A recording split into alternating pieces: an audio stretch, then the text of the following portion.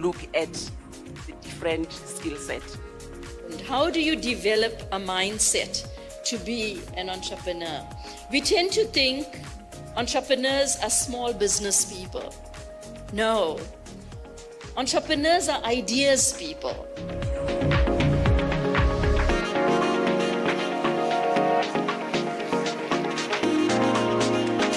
The evening is not only a celebration of individual accomplishment, but is also a tribute to the collaborative spirit that underpins entrepreneurship and artisanship.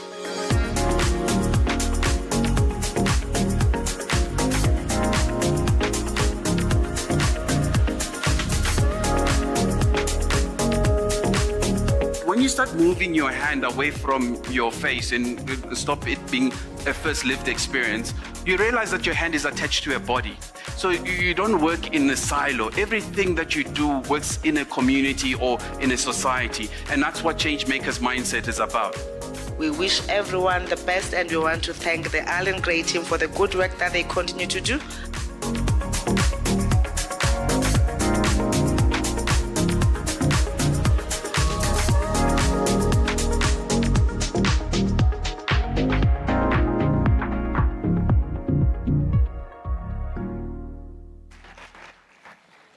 One of the things that I took from that video, Seth said that last year there were 4,000 applications. And now if you were listening to me earlier, I said there were 6,000 applications this year. So I think that truly speaks to the growth of Allen Gray Makers and the impact that they're having in TVET colleges. So let's give the team a huge round of applause just for that. I think they're doing wonderful things for our community. Now, earlier on, Spogazi and I did say we'll be asking you a few questions and that there'll be prizes we'll be giving away. So, the first question for today is, Linda mentioned when the journey began. So, this part has two questions. What year did the journey begin? And where did the journey begin? Okay, I saw a hand go up there, lady with the black and white stripes. Yes. No, don't look around, I'm looking at you. Yes, yes. Okay, what was it? That's correct. Let us give her a huge round of applause.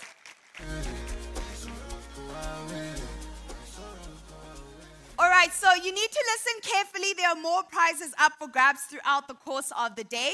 But moving right along, we did mention earlier on that we do have partners for today. And of course, our first one is Future Managers. Now, they have been partnered with Allen Gray Makers for the past 3 years, so we are very excited to have them on board once again. They are suppliers of reliable and, of course, very impactful, learning materials for learners as well as for lecturers across Africa. Once again, they're partnering up with us for the third time in a row. Unfortunately, they could not join us physically today. However, we do live in a technological world, right? And so the CEO of Future Managers will be, of course, speaking through us through video. Ladies and gentlemen, please help me welcome on screen Liesl, the CEO of Future Managers.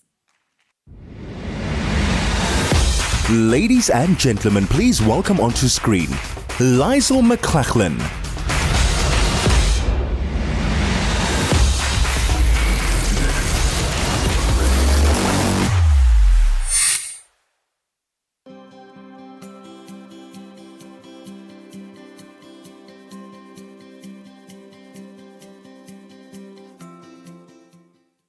Good morning, everyone. I'm Liesl McLachlan, CEO of Future Managers.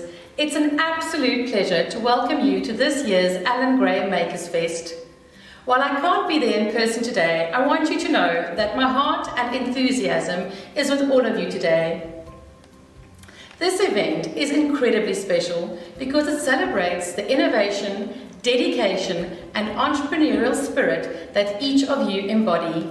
At Future Managers, we are deeply passionate about TVET education because we believe that it holds the key to unlocking countless opportunities.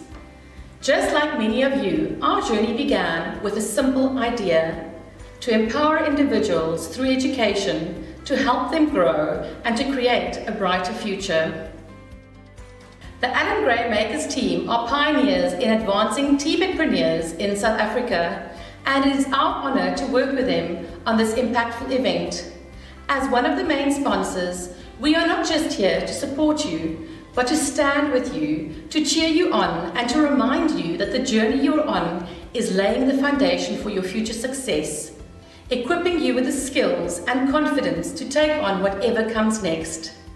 To illustrate the potential of starting in TVET, we wanted to share stories of some amazing futureers who have walked this path and are now making waves in their career.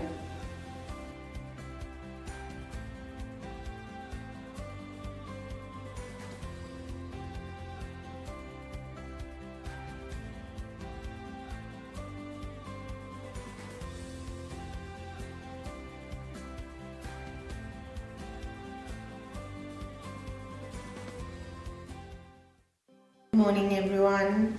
I'm Carla from Future Managers. I'm the Finance and Operations Director here. So I just want to tell you a bit about myself and my journey as a former TVET graduate. I'm a very proud TVET graduate. So growing up on the Cape Flats as the daughter of an artisan, my parents obviously couldn't afford to send me to university, so I matriculated and focus was on finding a job, and got married early. I then turned to TVET, which was my saving grace. It offered me an opportunity to study part-time, so I was determined to better my circumstances. I enrolled at night classes at the False Bay TVET in Muizenberg. I then found that the journey wasn't easy. Many moments of doubts, but my desires for a better life kept me going. My accounting lecturer in particular was a driving force behind my success at TVET. And all my lecturers, because these were lecturers that were now teaching in the evenings to help people like myself who were determined to get ahead. So over the years, I worked my way up from an accounting clerk, and thanks to my TVET base, it gave me the academic base to then traject my career.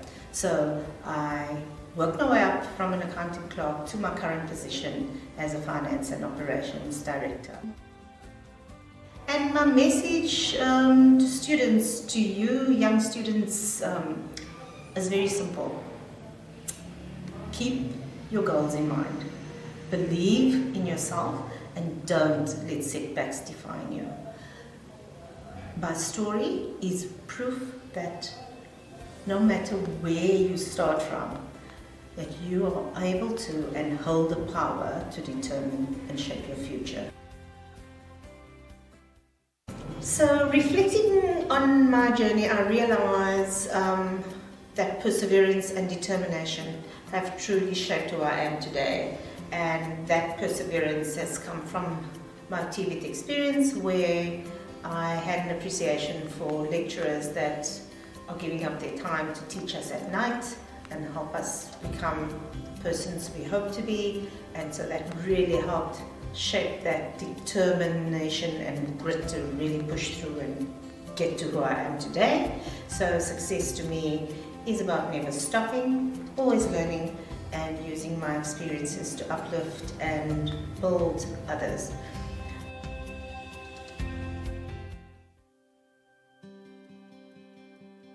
That was when I became a futureer. The moment I received the confirmation email from HR, that was definitely the proudest moment for my career up until this point.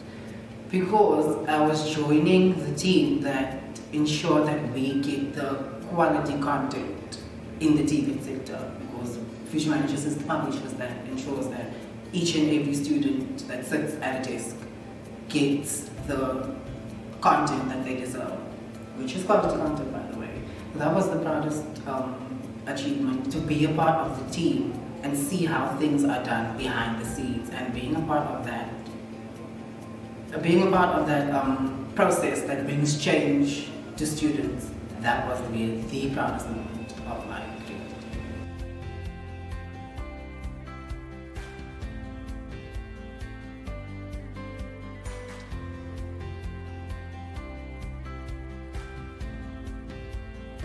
Thinking back now, there was a moment within the final year of college when I seriously doubted myself, whether I had what it took to succeed, and the workload was overwhelming, and I started to question if I could keep up.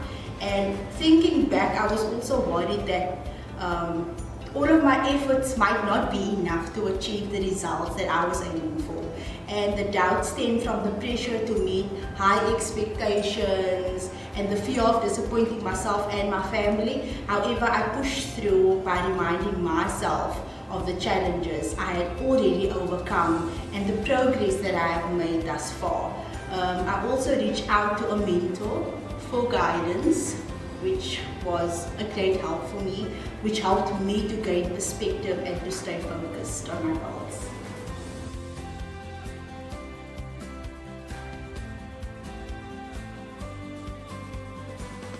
My family. I'm a very family-oriented person, and because it was through them that I found out about the TVET sector, and I felt like the opportunity was given to me by them, so if I had to make them proud. So that was the driving force and the motivation that kept me going and pushing forward to reach the end result.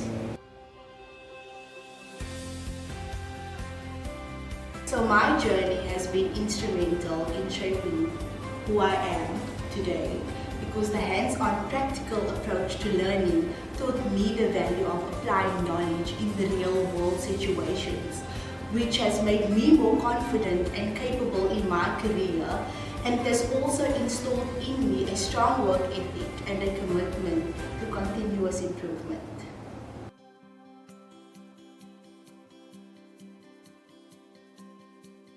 Follow your dreams. I know we've been hearing that, and like everyone keeps on telling us follow our dream, but I feel like that should be the foundation for everyone, because if you have a dream, you can reach it. Especially if you put your time and effort into it, you can do it. Because you are the author of your own story, and each chapter that you write leads you to your perfect ending. So, and when times get tough, always center yourself towards yourself and draw inspiration from where you want to be. Envision yourself in 5 years' time, successful, wealthy, or whatever the case may be, and then you take inspiration from that, and that should be your driving force, because what you put in is what you will get out, and it's your journey. Do it for yourself and keep on pushing.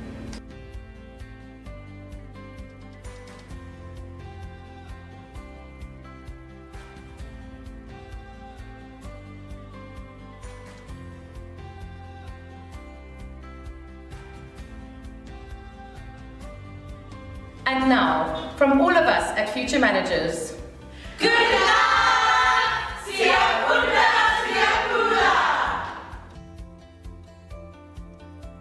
Before we go, we'd like to invite you all, students, educators, professionals, to join us for an exclusive breakaway session.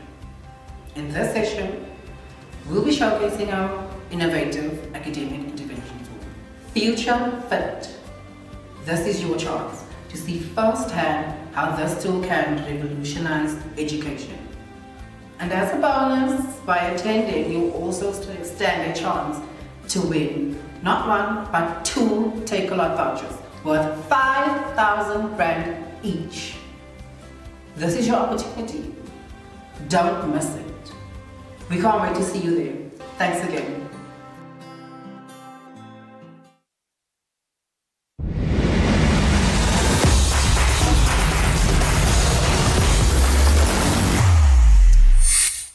Now, there were 3 main important messages that I think I got for myself from that video, and they were: keep your goals in mind, perseverance and determination shape who you become. Number 3, don't let setbacks define you. And I think that's a very important thing to learn, not only as an entrepreneur, but as a human being, because kurwef mfana kurwef. Kuraf in the streets. Kakhulu Chomi. So in their absence, I would like to say thank you to SAB Foundation, who is obviously one of our sponsors. They couldn't join us here today, but I think it is very important to give them a shout out. And this is the first time actually that they are a sponsor for Makers Fest 2024.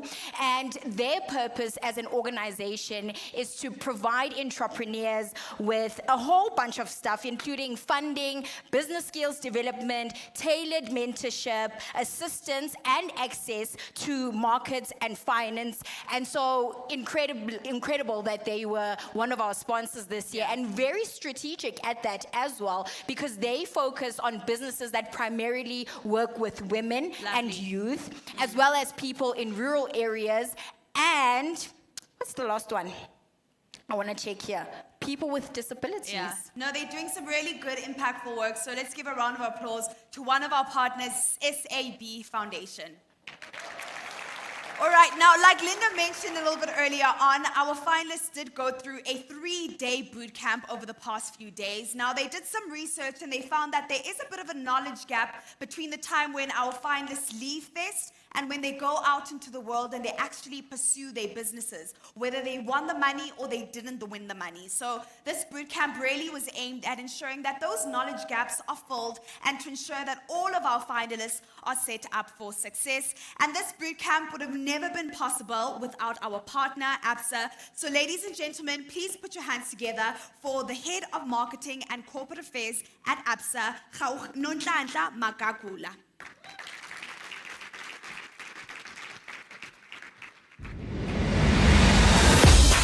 Ladies and gentlemen, please welcome onto stage Nonhlanhla Magagula.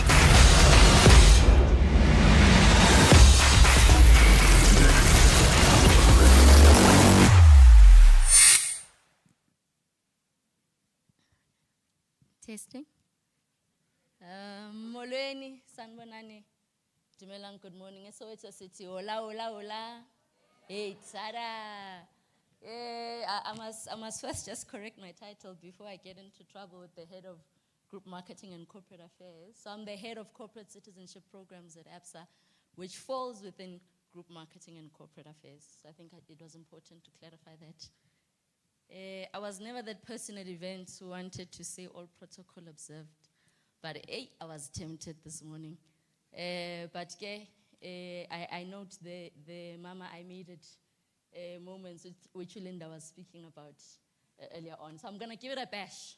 So I'm going to start first with the DDG, the head DDG for the TVET branch, Mr. Sam Zungu. We recognize you, sir. Together with his senior managers and officials, the SAPCO deputy president and the NEC members, the CEO of SAPCO, the principals and deputy principals and college officials that are here with us today, Safitsa, president and leadership team that is here, execs from AGG PSA, a board of AGG PSA. I noted that there was reference to the Departments of Economic Development from the different provinces in terms of their support and participation. I think with that being said, I can say all protocol observed. I did my best. Pardon me if I left you out. It is an honor and a privilege for me to be here today on behalf of ABSA. We gather today for such a critical event at the backdrop of data in a country that reveals the unemployment statistics related to young people. 45.5% of youth between the ages of 15 to 34 are unemployed. That is a staggering number. Those are not just statistics.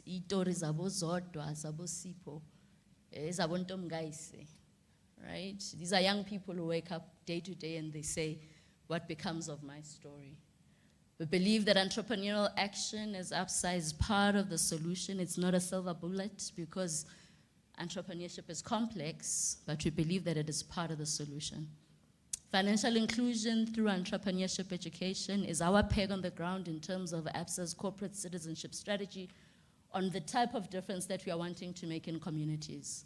Our focus is on young people, and why youth is because we believe that young people are graced and gifted They are born for such a time as this. We believe that young people have got an opportunity to contribute to the narrative, not just of the country, the continent, but also the world at large. So for us, young people are important. Young people within a schooling context, young people within the higher education and training space, young people who are not in employment, education, and training are all important to us. Youth in school, what we do with young people within the schooling context, we speak about an entrepreneurial mindset, because we say it's important for us to introduce the concept of entrepreneurship to young people at that early age. Why is that important to us? Because we believe that a culture of entrepreneurially minded youth is important in turning the narrative of our country. Entrepreneurially minded youth are young people who are resourceful, young people who are enterprising, who are not hampered by the circumstances that they find themselves in. But young people who say, what is in my hand and what is it that I can do with my story? Young people who don't say, hey, grade 12, we don't have imali kaya for tertiary education, but what is it that I can do? I've got a phone. What is it that I can do? Who can I talk to? So for us, it's important to start with youth in school, and it's about the mindset, where we introduce the concepts of entrepreneurship. We then speak to young people within the higher education and training space, and we say, how do we begin to position the entrepreneurship as a potential career of choice? And that's why interventions such as this one are quite critical to us, partnering with organizations such as the Alan and Jill Gray Philanthropy are important to us to say, how do we drive intent and interest in terms of the pursuit of entrepreneurial action? Driving entrepreneurial action for us is important in terms of getting young people into earning opportunities, because we note that it can't just be that we have young people who graduate, complete, whether it's TVET education, whether it's public university spaces, and then they go and become job seekers. But we're saying, how do we have a generation of young people who say we also want to be job creators and not just job seekers, and join the queue of young people who are unemployed? ABSA's purpose is about empowering Africa's tomorrow together, one story at a time. We believe that such interventions impact one story at a time. We believe that through such partnerships, we've got a generation of young people who are entrepreneurially minded and will change the narrative of our country. I want to take this opportunity to thank the team, ASC, Alan and Jill Gray Philanthropies.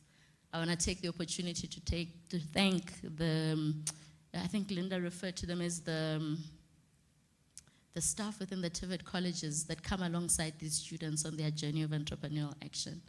Those sacrifices are recognized and they're noticed. When you spoke about, driving hundreds of kilometers between different areas just to get these young people up and going.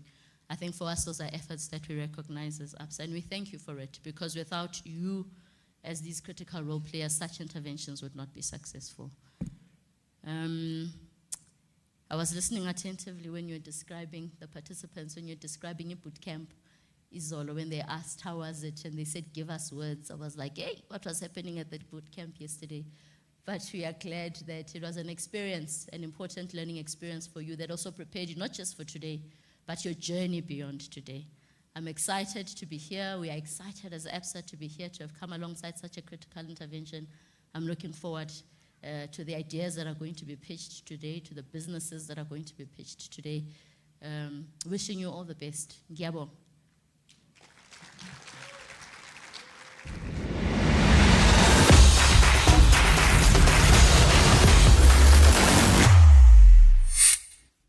Thank you, Nonhlanhla. I think everyone who has addressed us this morning really is speaking to our 3 hashtags: #connect, #inspire, and #celebrating. We are celebrating, we are inspiring each other, and I'd like to think we're all connecting. Am I wrong?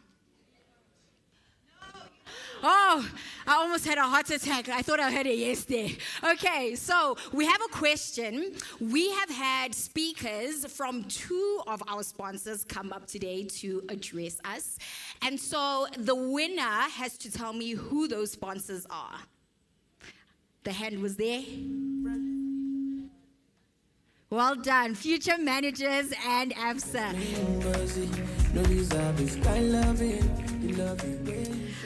Next up, we're going to be addressed by Kauhelo Chokwe, who is the president of SATVETSA. Yesterday, me and Entle were biting our tongues trying to pronounce SATVETSA, and what it stands for is South African Technical Vocational Education and Training Student Association. I'm tempted to ask someone else to put up their hand and say that full word as well. SATVETSA, yes, please say it for me. What does it stand for? ASAD. It's like me, man. Sweet. Okay, it's fine. More questions will come up. Gaugelo, the stage is yours. Ladies and gentlemen, please welcome onto stage Gaugelo Chokwe.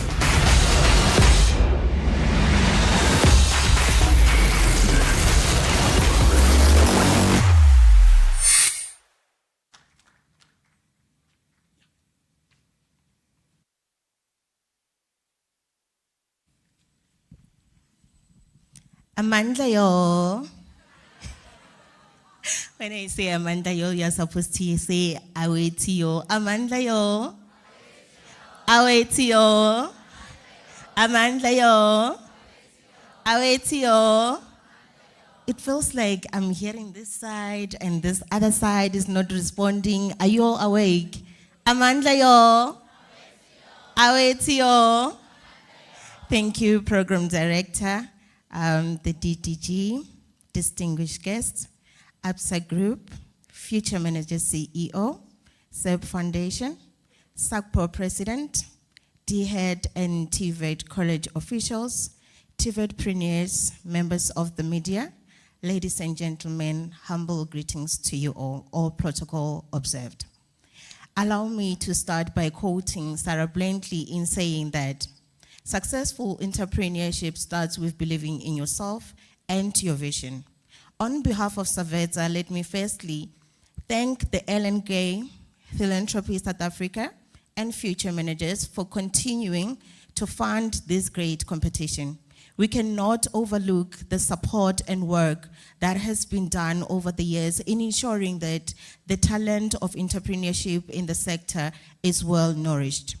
Let me also appreciate the Department of Higher Education as well as South African Public Colleges Organization, SACPO, in ensuring that TVET college students are given various platforms to showcase their talent and skills. It is with immense pride to be attending this national entrepreneurship competition as we celebrate not just the innovative spirit and determination of our participant, but also the profound importance of entrepreneurship within the TVET sector. I extend my heartfelt congratulations to each and every one of you. The ideas we have experienced and witnessed from campuses till this stage are testament to the incredible talent that thrives in our colleges.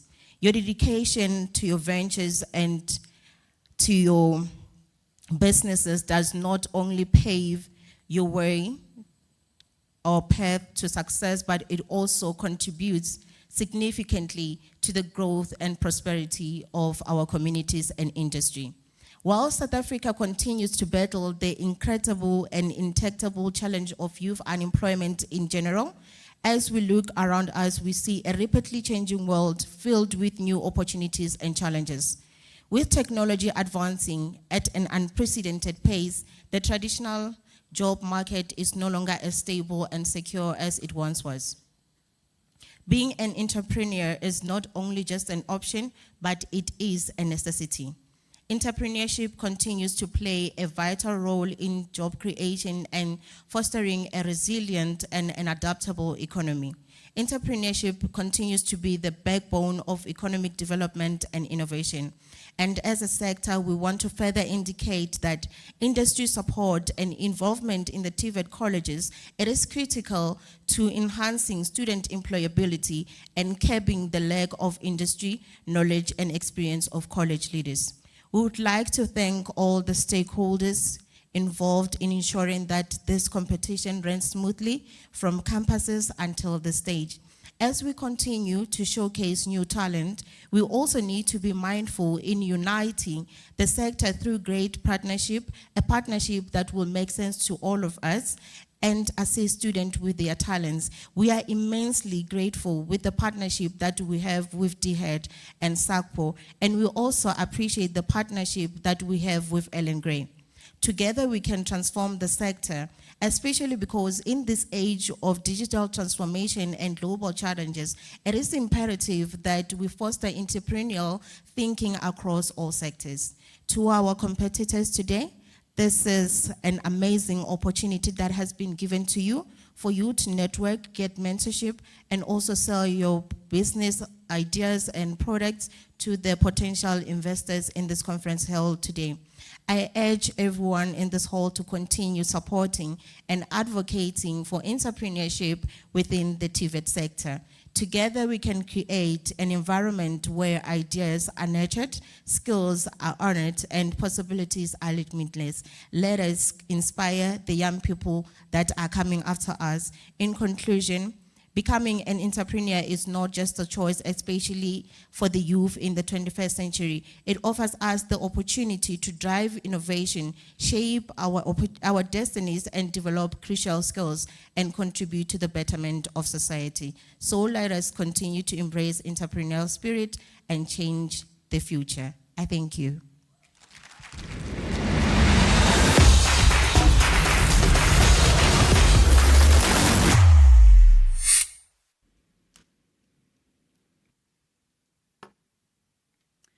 All right, thank you so much to the president of Safetsa Gaugelo. Now, I did mention earlier on that we are on all social media platforms, that is Instagram, X, as well as LinkedIn. So I'm going to make my official first post, but I'm going to include all of us, right? So we're going to take a video all together. And in the background, I need everyone to say Inter-College Fest. Okay, so in 3, 2, 1, let's go. Inter-College Fest! Okay, so I'm starting us off. I'm hoping that everyone is going to be posting on Instagram and their stories as well, right? Now, we did say, of course, that today is a special day. We've got lots of speakers joining us, and we're moving on to our next speaker for today. So this person is the Deputy Secretary General of the South African Public Colleges Organization. He is currently the President of the Western TVET College. Ladies and gentlemen, put your hands together for Mr. J.T. Ngobo.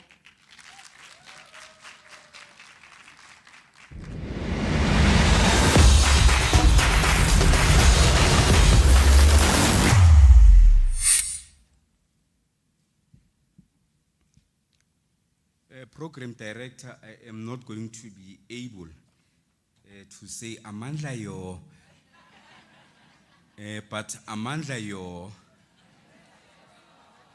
yeah, I am Tshepo Ngobo, the Deputy Secretary General of the South African Public College Organization, abbreviated SACPO, and the Principal of Factotum at Western TVET College. Let me take the opportunity to greet and recognize the dignitaries that are here. Our DDG, Mr. Sam Zungu, college principals who are here, the board of directors of Allen and Jill Foundation, and other dignitaries that are here. I would not just want to leave anyone out, and that is why I will say all protocol observed. On behalf of SACPO, I would like to extend our warmest congratulations on the Allen and Jill Makers Entrepreneur Inter-College Final Award Ceremony. The initiative has matured and underwent modification since inception. This has ensured that it aligns with our value of empowering young minds and fostering innovation. The initiative, it is in its 4th stage and has attracted additional funding from Future Managers, SAP and ABSA. We would like to thank them for continuing supporting this. We thank the funders for their contribution towards this initiative. We believe that entrepreneurship is a vital skill for the next generation. And this particular program is taking a significant step in shaping the future leaders of our country. Entrepreneur plays a key role in any economy using the skills initiative necessary to anticipate needs and bring new ideas to the market. Adam Hayes, in his blog titled What It Means to Be One and How to Get Started 2024, defines entrepreneurship as an individual who creates new business, bearing most of the risk and enjoying most of the rewards. Entrepreneurship plays a key role in any economy, South Africa included. Dr. Sam Motsuenyane, the former president of NAFCOC, said in his foreword of the book by Dr. Tami Mazwai, titled The Journey of Soweto Entrepreneurship Since 1905. He says, I quote, "Our country is facing worsening poverty, unemployment and inequality. These challenges would not be eradicated by grants and handout. We need to start business and create jobs opportunities." End quotation. Coming closer to home, entrepreneurship creates hope for developing countries faced with several challenges. According to the research conducted by the Department of Higher Education and Training, sponsored by NSF, titled Situational Analysis of Entrepreneurship Development in TVET Colleges, now it's running away. All right. Right. You see, technology, I was born before computers.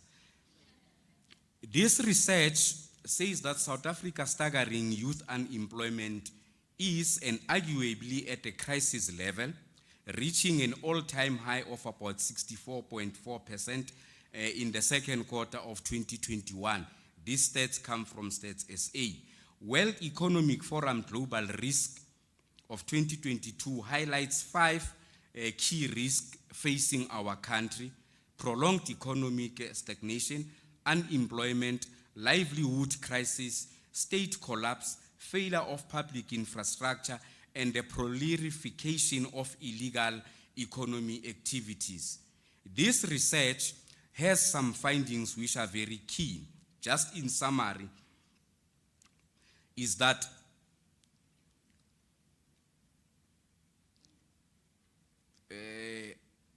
we do not offer entrepreneurship in colleges. It is not compulsory for us to do this.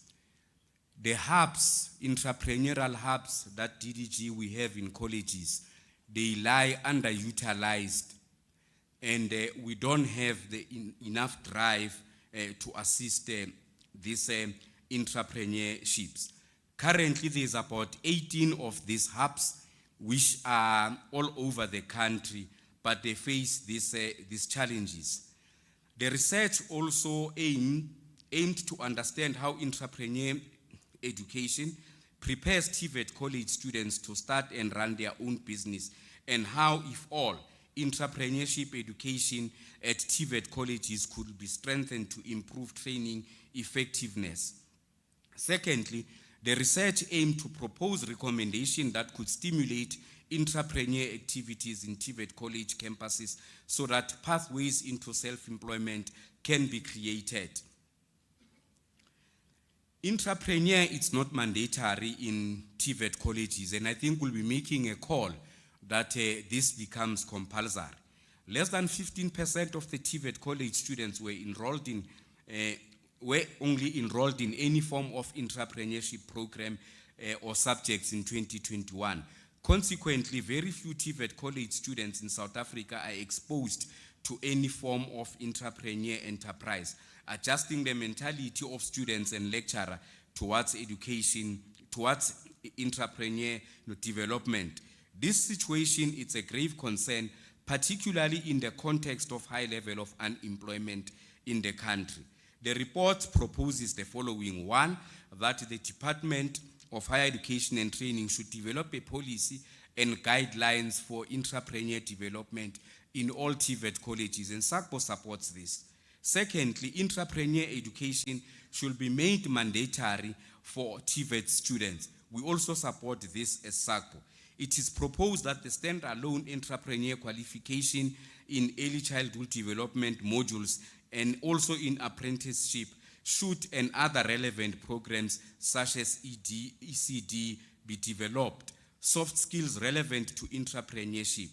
In terms of the model for the provisioning of a ED, it is recommended that each college, including every campus, should have dedicated entrepreneur division. Lecturers teaching entrepreneur, and really we thank the champions that has prepared this finalists to be here.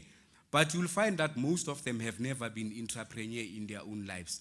So which then also incapacitate them in one way or another. But we are saying that practical and hands-on training, small business incubators and guest lecturers with business background can enhance the learning experience.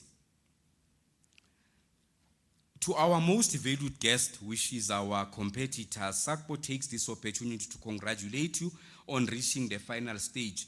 The fact that today 31 of you out of 6,000 that showed interest in this, and also 3,379 of them made application, is testimony that you are winners and achievers. Don't underestimate this achievement. Not all of you, of course, are going to get the prize today, but you are winners. There's been many talented American Idols contestants who did not win, but still have successful careers in the music industry. Some notable ones include Jennifer Hudson. Unbelievably, Jennifer Hudson came 7th in season 3 of American Idols. But she was able to win an Emmy. She was also able to get part in most of the films. She also got an Oscar, but did not win the prize. So some of you today, you may not get the prize, but you can make it after today. Make use of this opportunity. Go out there and create a brand for yourselves. Let me remind you, and myself included, that you are a brand, whether offline or online. As a young entrepreneur, it will assist you to start building your own brand. If you are not a brand, then you are a commodity. A commodity is identical no matter who makes it, while a brand is unique and different from others. I won't give you this nugget because I'm told that you had a boot camp, and I'm sure that in the boot camp you were given this nugget. But I just want to speak about one, just for 2 seconds. Be money savvy. At the heart of a successful and a new business, it's a steady cash flow, which is essential for purchasing inventory, paying rent, maintaining equipment, and promoting the business. The few rents that you are going to get, they should not make you entrepreneurs. You start buying your Louis Vuittons, you start buying your goods, because that is going to impact on your cash flow. Be business smart, understand the business language. Lastly, be a strong communicator and have those communication skills.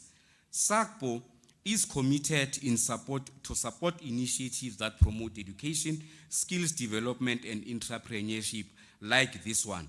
We are excited to see the positive impact that Allen Gray's program will have on the lives of those young entrepreneurs and the wider community. Please accept our wishes for a successful program, and we wish all the finalists luck in this competition. I thank you.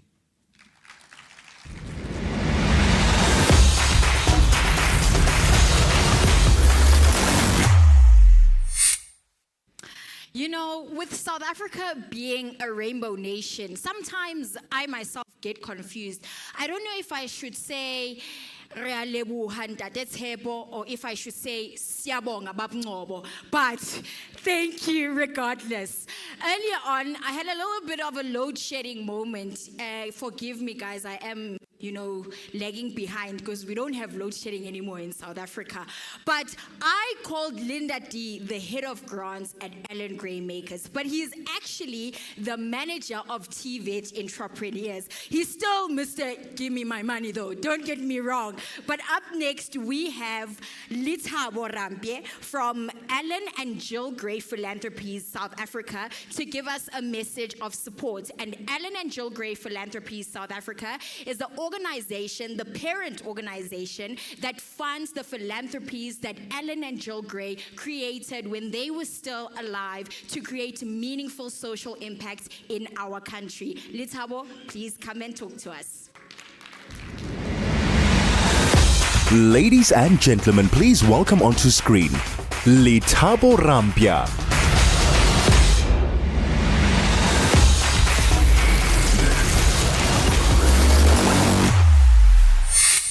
Good morning, everybody. Good morning, everybody. Good morning, everybody. Good morning on the left. Okay, I thought we only had this side of the room. Okay, I'm gonna ask all of you to please stand up.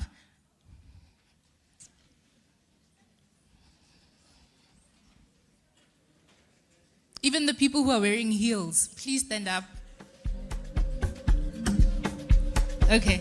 Initiating rage process. Okay, so I sense that we're feeling a little bit tired, so I don't know who the DJ is or where he's at, but we need the music. We're gonna do a quick dance break. Okay, if you can't dance, you can dance. Everybody can move their body. We're gonna do a quick dance break. Khapela music. If you don't dance, I'm gonna pick you out.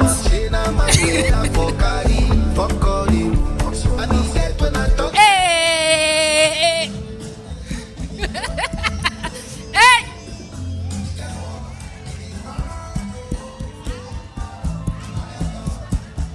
Ivo, there's no dancing. Come on, guys.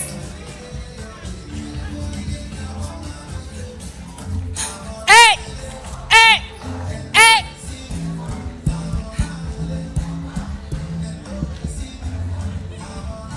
Thank you. Thank you. Did you see any star dancers? I did not see any star dances. It feels like we need to do this again.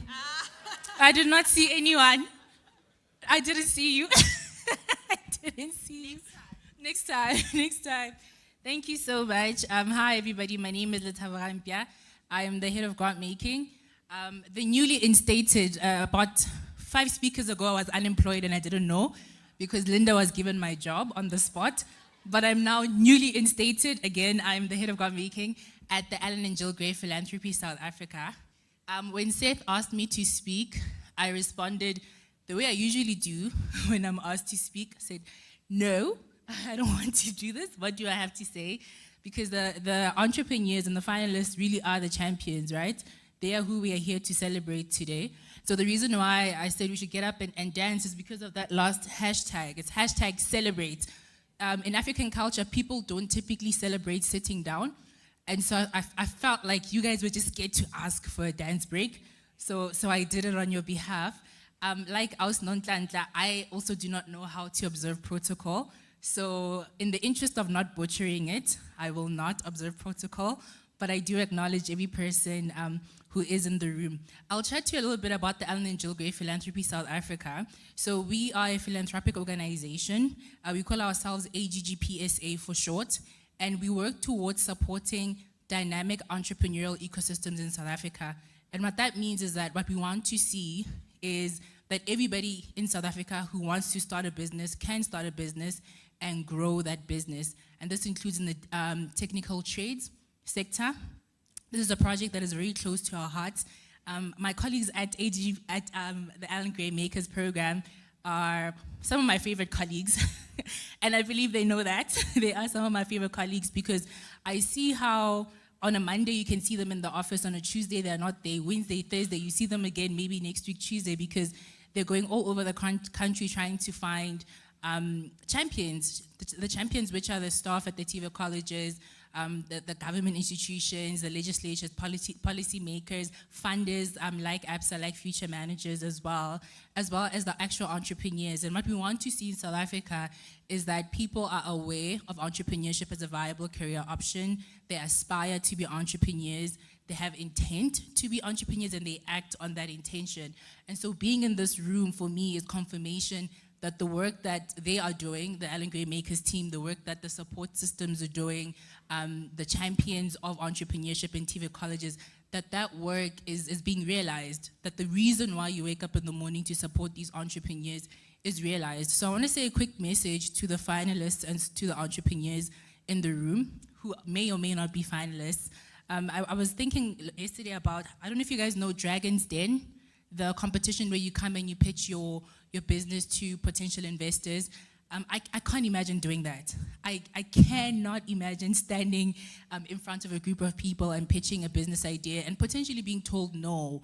And so the idea that 6,000 people were willing to go through that process, 31 people are now here today to pitch as well, and that 8 people are going to win. For me, it just shows an incredible amount of courage, and it's very inspirational, hence the hashtag inspire. You inspire us, and I really hope, like most speakers said, that if you don't win today, that you know that it's not the end of the road for you, and that you've done a very courageous thing, you've done a big thing, and we hope that one day we can be customers to your businesses. I'm really excited to hear all your pitches and to meet each and every one of you.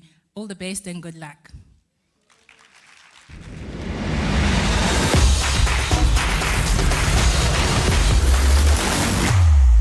I think we can all agree that Alan and Jill Gray Philanthropy South Africa is truly making a huge impact, not only to our finalists who are here today, but many entrepreneurs across South Africa, our communities, and South Africa as a whole. So let's give a huge round of applause to AGGPSA. They deserve it. Now, to introduce our very last speaker for today, ladies and gentlemen, please help me welcome Seth Mooley, who is the director of Alan Gray Makers.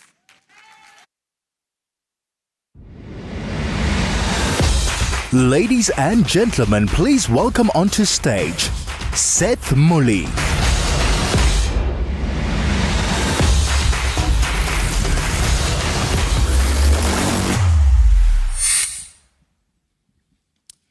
Good morning, ladies and gentlemen, and thank you again for joining us today at the Inter-College. So there have been a lot of names. I'm here to clarify. It is the national finals, it's the National Inter-College Finals at Makers Fest. So well done to the participants who've gone here. My job is very simple. I'm just here to introduce our next keynote speaker. And none of this work would be made possible without their endorsement. From the time we started this initiative at TVET colleges, they have supported us fully, they've been behind us, they have opened the doors. So would you give a round of applause to the Deputy Director General at DHET for the TVET branch, Sam Zungu.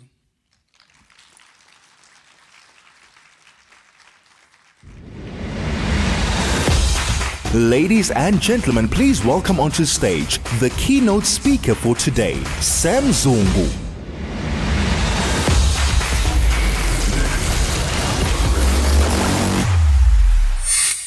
Seth, you caught me off guard.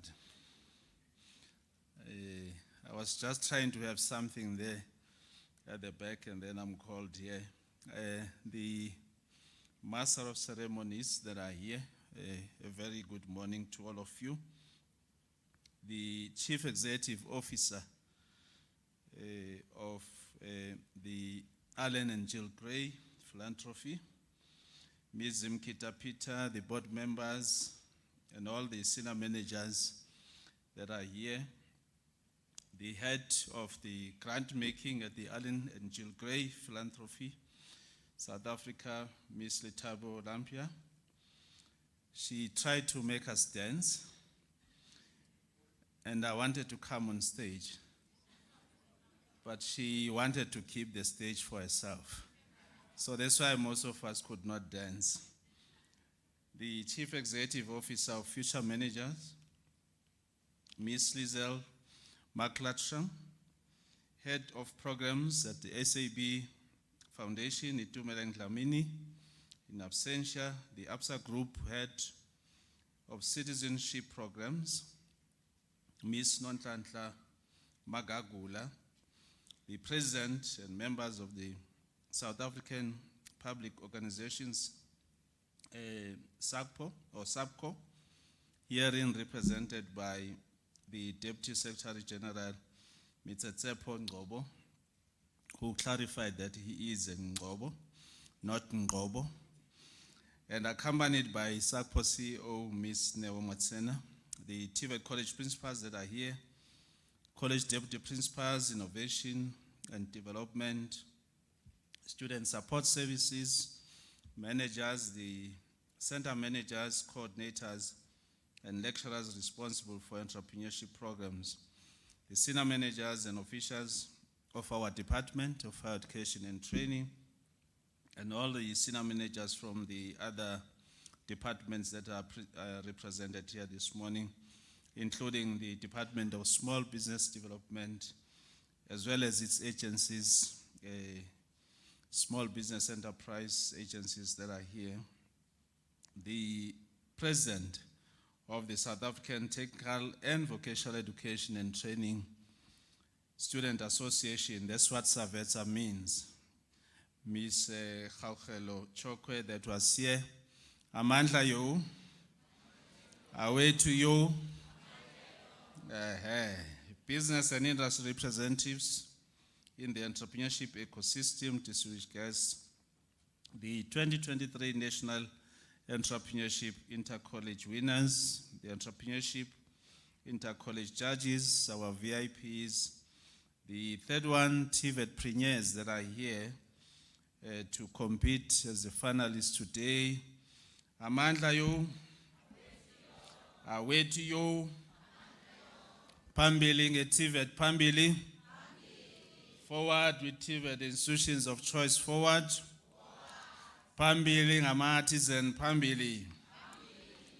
Siyabonga. Good morning to all of you. Sanbonani, Dumelang, Abshe, Nda.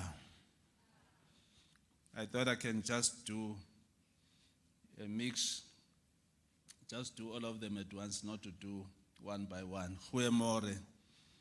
Good morning. Indeed, it's a great pleasure and an honor to be invited to deliver the keynote address at this third annual Entrepreneurship Intercollege Competition. Seth did try and correct us. We will do it next time, but not today. Let me from the outset express our heartfelt and gratitude to Alan Gray and Jill Philanthropies, Future Managers, SAB Foundation, as well as ABSA Group, who are our main sponsors of this very important competition. Indeed, Mr. Ngobo, you mentioned that entrepreneurship is not infused in your curricula. I have bad news for you. And I hear that you wanted us to develop another policy. On my side, I think I'm just tired of policies. I just want implementation. So we will engage with the principals. Unfortunately, I wish I had a choice. We've just signed last week our performance agreements with our boss, our Director General, and infused in my performance agreement is entrepreneurship development in TVET colleges. And this event is actually helping me to meet my target. And thank you to Alan Gray for making sure that this event becomes a success. Indeed, we are now under the government of the National Unity. We have moved from what is called the MTSF to what is called the MTDP, which is the the medium-term development plan, which has already infused entrepreneurship across all our departments. Government want to see young people being involved in these entrepreneurial activities, and I hope that this is one of the programs that is going to grow from strength to strength. Program Director, let me extend my appreciation to Ms. Zimkita Peter, the Chief Executive Officer of Allen and Jill Gray Philanthropy South Africa, and a team heading to the call to host the regional and national entrepreneurship inter-college competitions during the TVET month. Today's event and other activities conducted during the TVET month are intended to profile TVET colleges and their program offerings to ensure that they become institutions of choice for most of our young people. However, the National Inter-College Competition in particular seeks to raise student awareness on the critical importance of considering entrepreneurship as a viable career option. Program Director, recently I had the privilege of accompanying our Deputy Minister, Honorable Butimana Mela, to attend the launch of the 2024 TVET MAN program at the Northern Cape Urban TVET College, which coincided with the hosting of the Regional Inter-College Entrepreneurship Competition.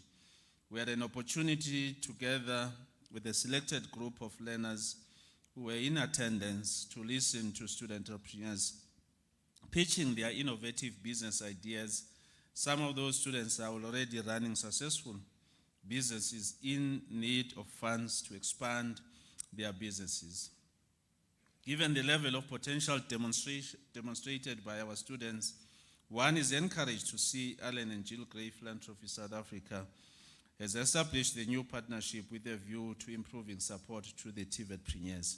One of the partnerships that stands out is the one with the Free State Provincial Department of Economic Development, Tourism and Environment Affairs, which started last year.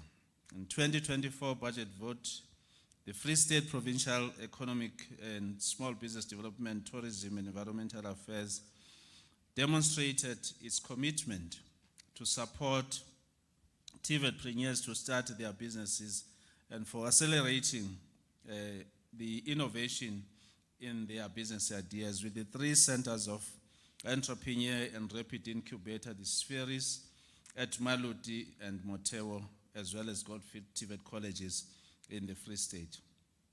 We would like to see other 8 provinces also being involved in this great initiative. Ladies and gentlemen, allow me to boast about some of the achievements of the partnership with Allen and Jill Gray Philanthropy South Africa and Future Managers. In April this year, I had an opportunity to attend the executive leadership workshop for the deputy principals, which had intended to empower these managers, as well as setting the tone from top and to take ownership of entrepreneurship development programs in our colleges.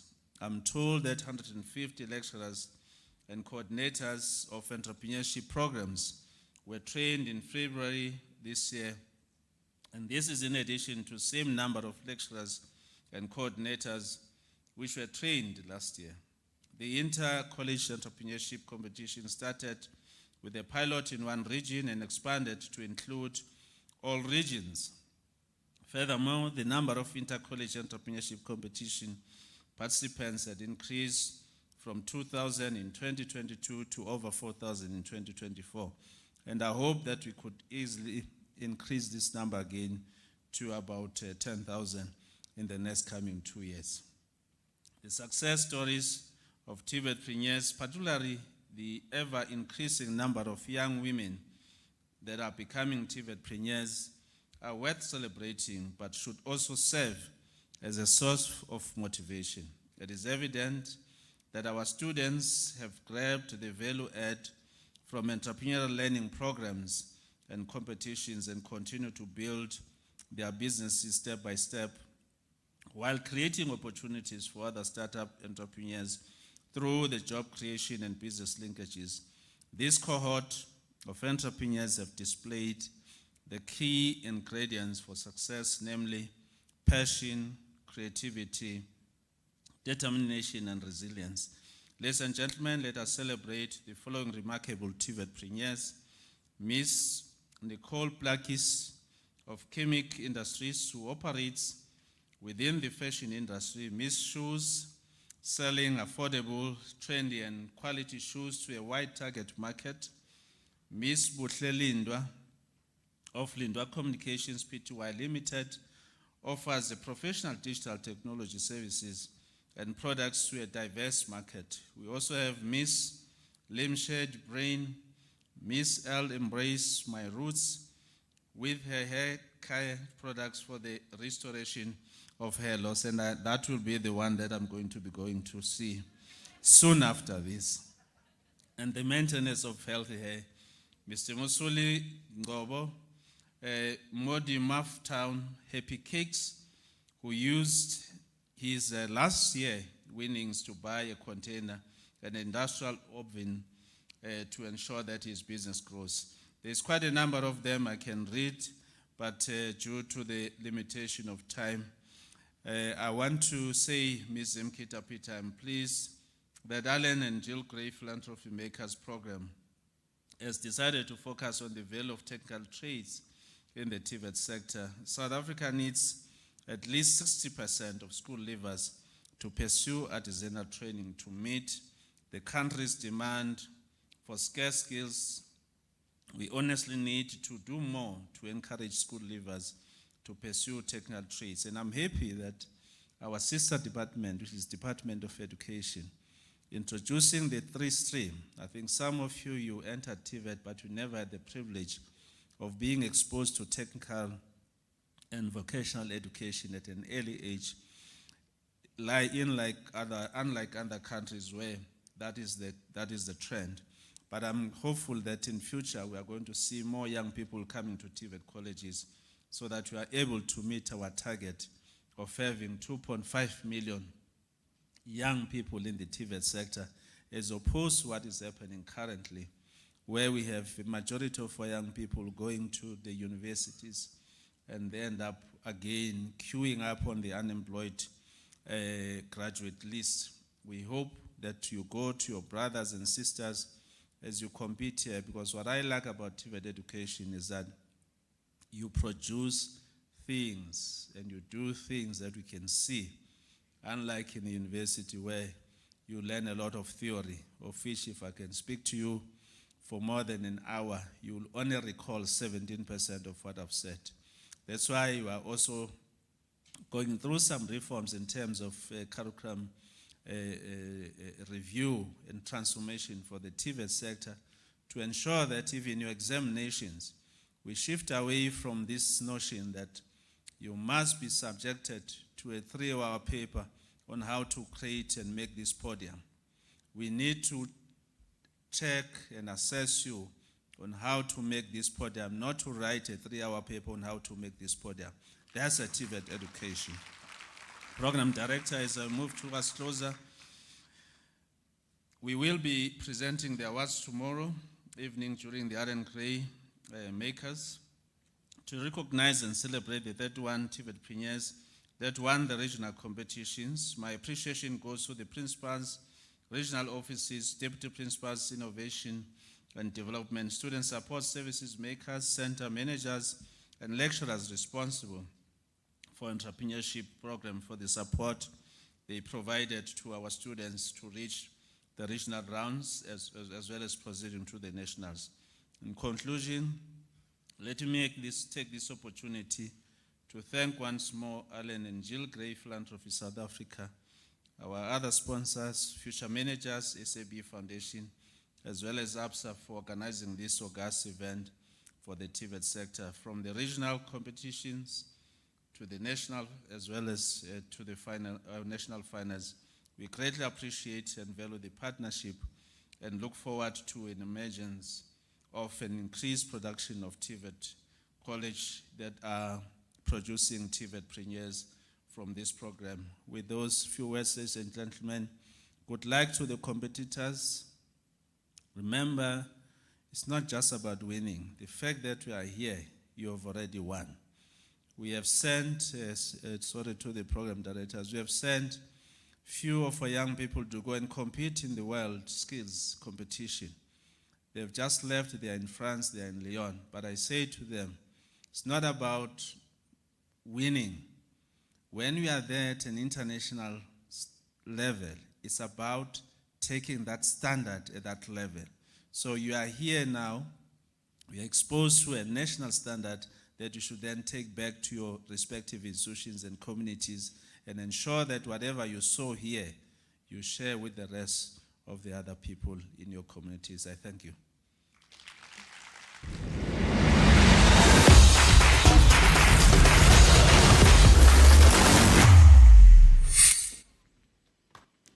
Thank you so much, DDG, Mr. Sam Zungu. So earlier on, Entle took a video of the whole room and posted it on her Instagram. And we've been tracking who has been posting and tagging and hashtagging. And one name keeps on buzzing my watch. Every time I'm trying to focus, I'm focusing. And it's the one name, Luntu. Luntu, please come to stage. Thank you. There he is. Can we cue some music?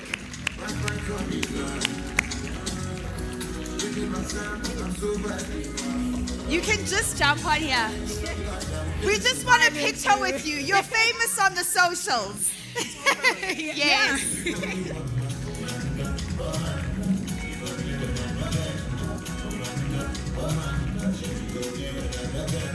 Thank you so much. Thank you, Luntu. So Luntu is actually also an Alan Gray Fellow, and he's actually part of the exec team that runs the Association of Fellows. So that's why we wanted to bring him up and have a shout out and take a picture, because we're all a community. I have a question. So we've been talking about Alan Gray makers, but I just want to throw a spanner in the works. Okay. So we're Alan Gray Fellows, and that is a result of another organization under AGGPSA. Yes, that's and true. And I want someone who can potentially give me the name of that organization. It starts with Alan Gray. Let me make it easy. Okay, there's... no, Linda, it's unfair for you to answer. We need someone outside of the organization. Is there another hand? Okay, there we go. We have a hand. Lady over here. I think you've got blonde hair. Yes. Yes. She's touching her hair as if she doesn't know. Yes. Almost. There's, yes, gentleman there at the back with the olive. Repeat that. Yes, it is. Well done. Okay. We'll give you your t-shirt. It is the Alan Gray Orbis Foundation. So, Luntu, thank you so much for tagging us. And everyone, please do continue taking videos, taking pictures, and hashtagging. The hashtags are hashtag connect, hashtag inspire, hashtag celebrate, hashtag MakersFest 2024, hashtag intercollege, just hashtag. Yes. All right, I'm sure all of us want to grab something to eat, something to drink, stand up and stretch a little bit. So we all have about 10 minutes to do that. The time is currently 11:28. So by the time it is 11:40, everyone must be seated in their seats. I know we are in Africa, but African time does not apply today. Okay, thank you very much. We'll see you at 11:40. Cheers.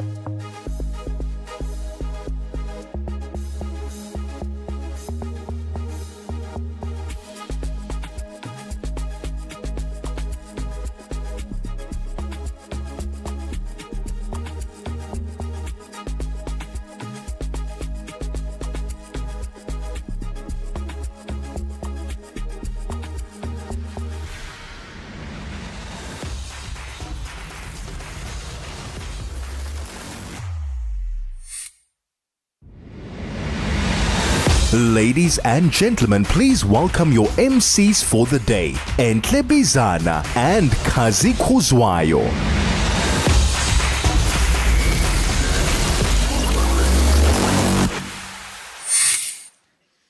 So, we're back, and I hope everyone is feeling comfortable because we just had a comfort break. Get it? I have a bone to pick with everyone, though. Yeah, pick it, my friend. Remember I said, although we are in Africa, African time, my friends, the time is 11:51. We agreed on 11:40, but it's fine, you're forgiven. We are in Africa after all. I think maybe the best thing to do is to take away lunch. Because maybe there will be light after lunch, yeah. I think so. I think we must just stay for the rest of the day. We must lock the doors. Okay, we joke. But to get everybody back into the spirit of the day, we're going to do a little TikTok challenge. So if everyone can just stand up. Yeah. Let's go. Energy. Whether you are a young person, an older person, because there's no old people, older. We are young at heart. Thank you to the person who said that. Energy. We must sustain. Yes. You know those like crazy boot camps and they're pumping. Yeah. That, we're not doing that, don't worry.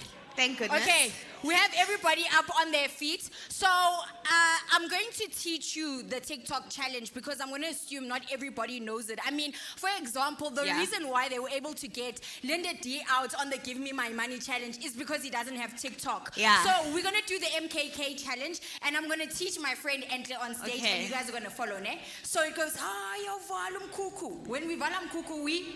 Oh, okay. Yeah. We're valuing them cuckoo. You shake your hips kancane. Okay. If you don't want to sweat, you know? Okay, I got you. And I got you. Kuku. Okay, I'm valuing them and then cuckoo. the second time it says valum kuku, you just go crazy. You can throw your hands out. Okay. You can Bacardi it. Okay. Whatever it is. Okay. Okay, DJs at the back, please cue the music. Ayo! Yebo! Yebo!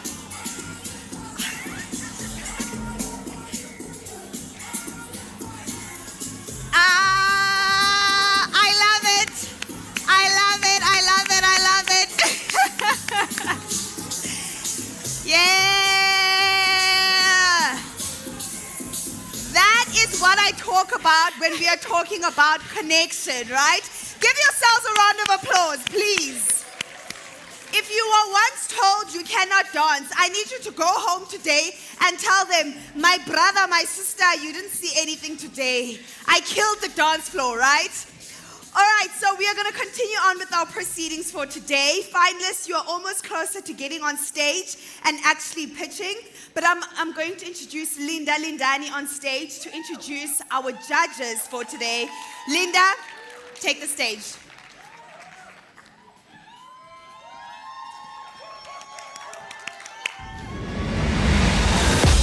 Ladies and gentlemen, please welcome onto stage Linda Dladla.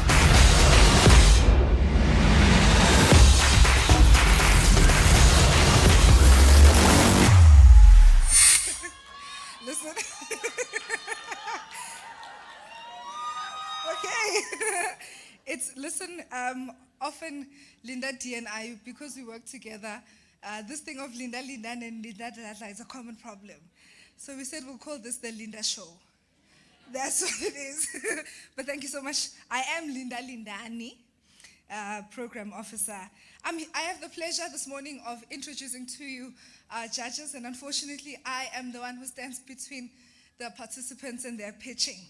I know they are nervous, so we'll do this quickly, guys, I promise you. We have 4 incredible members sitting in front of us this morning. Please, no brown envelopes, just brown snacks. I love that. What I will then do is mention their names and they will tell you what they do in 10 seconds. If they're going to be listening to pitches for 3 minutes, I think it's only fair that we give them the same kind of pressure, right? Right, so we'll start on my far left-hand side. from 22 on Sloan. Ladies and gentlemen, please put your hands together for Mahlatsi Tulamo. Thank you so much.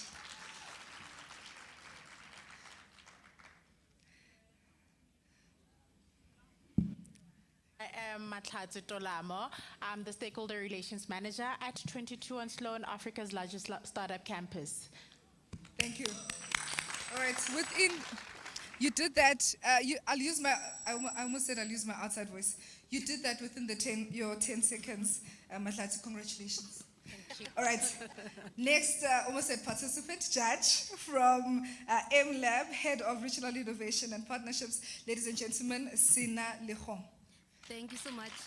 Oh, thank you, Linda. My name is Sina Lohong, and I'm the head of regional innovations and partnerships for MLab. MLab is an incubation for digital SMMEs. Thank you. Thank you. Right, and then the third member of the panel, Director of the UK SA Tech Hub. Please put your hands together once more from Melissa Mabinza. Thank you so much, Linda. As she said, I'm Melissa Mabinza. I'm the UK South Africa Tech Hub Director at the British High Commission, and we're an initiative of the UK government. Thank you so much. Right, then the gentleman amongst the ladies. MD of Institute of Business Advisors and seasonal entrepreneur. Please put your hands together for Mr. Derek Nzavi. Thank you very much. The only thorn amongst the roses. And as you indicated, I'm a certified business advisor. I bank with ABSA. And I'm a member, a fellow at Alan Gray Obese Foundation. Thank you. Thank you so much, Mr. Derek. We see you. Thank you so much. The pitches is about to start. Guys, they are very nervous. I'll tell you that. I spoke to them just before we got back from the break. Please, I need the loudest cheers when these guys come on stage. Ne? Do you promise me that much? Just the loudest cheer and the biggest support for them. I told them that they have a room full of fans. The people seated here are here specifically for them, and I'm just going to rely on you for that. And my job here is done. Thank you very much.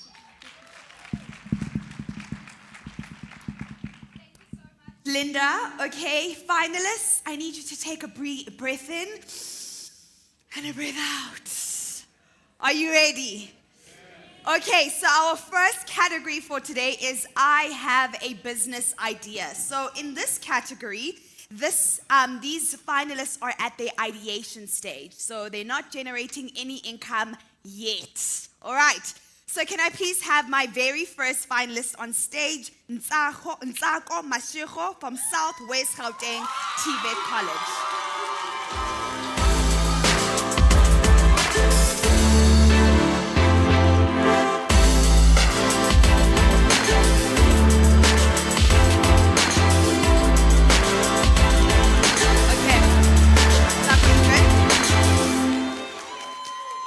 Okay, can we get the remote, please, for Ntsako?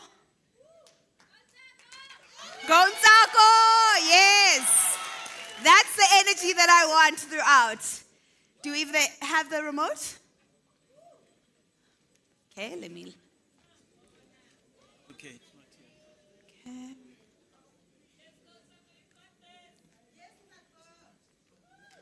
No.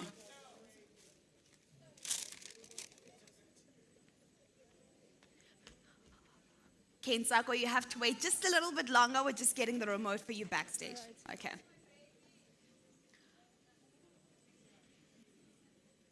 Do I look good? Am I, because I came ready. I love the confidence. I love the confidence. You definitely look good, Ntsako. Don't worry about that, yes.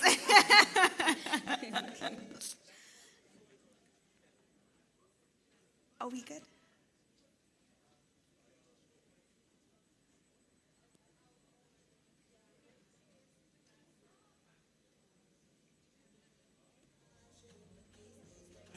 Okay, give me a second quickly.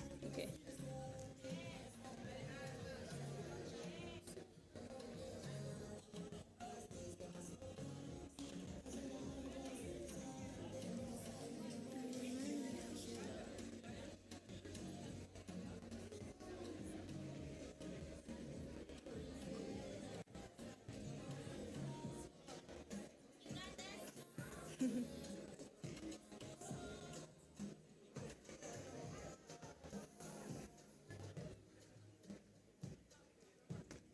Okay, so while we wait for the remote to come on, I need all the representatives from Tsako's college to stand up. Okay? Okay, you've got some supporters over here. I'm going to ask you guys some questions, okay? What are you looking forward to hearing from Tsako's presentation today? I'll start with the lady over there in the blue. You looking for the win? Okay, okay. Awesome. Thank you so much, Linda. Are you good? Okay, take a deep breath. You're good. Judges, are you ready? Okay, lovely. Ntsako, your time starts in 3, 2, 1. Can the music go down, please? Thank you very much. Your time starts in 3, 2, 1. Take it away, Ntsako. In 2021, 10.6% of deaths were associated with poor diet. Allow me to turn the tide and revolutionize your health journey. Greetings, ladies and gentlemen. I am Tsako Mashego, the founder of Purely Jumbled. Purely Jumbled operates as an online business specializing on the sale of 100% organic juice. Processed foods have been linked to various health issues, including diabetes, obesity, and mood disorders due to their low fiber content and added preservatives. In contrast, organic foods provide numerous health benefits and are compatible with certain medications individuals may ingest. Traditional measures are used to grow the produce, such as crop rotation, animal manure, and eco-friendly pest control. Therefore, without the use of GMOs and pesticides, Purely Jumbled is a brand that not only benefits your health, but also caters to bettering the environment. Purely Jumbled has identified a target demographic. Purely Jumbled differentiates itself from other brands by providing unique flavor profile. Have you ever thought of a blueberry, pomegranate, cabbage, or kale in one bottle? Each juice blend has been specifically designed to assist in reducing the risk of various illnesses, including Alzheimer's disease, high blood pressure, high cholesterol, alopecia, just to name a few, by assorting each fruit and vegetable with accordance to its nutritional content and health benefits.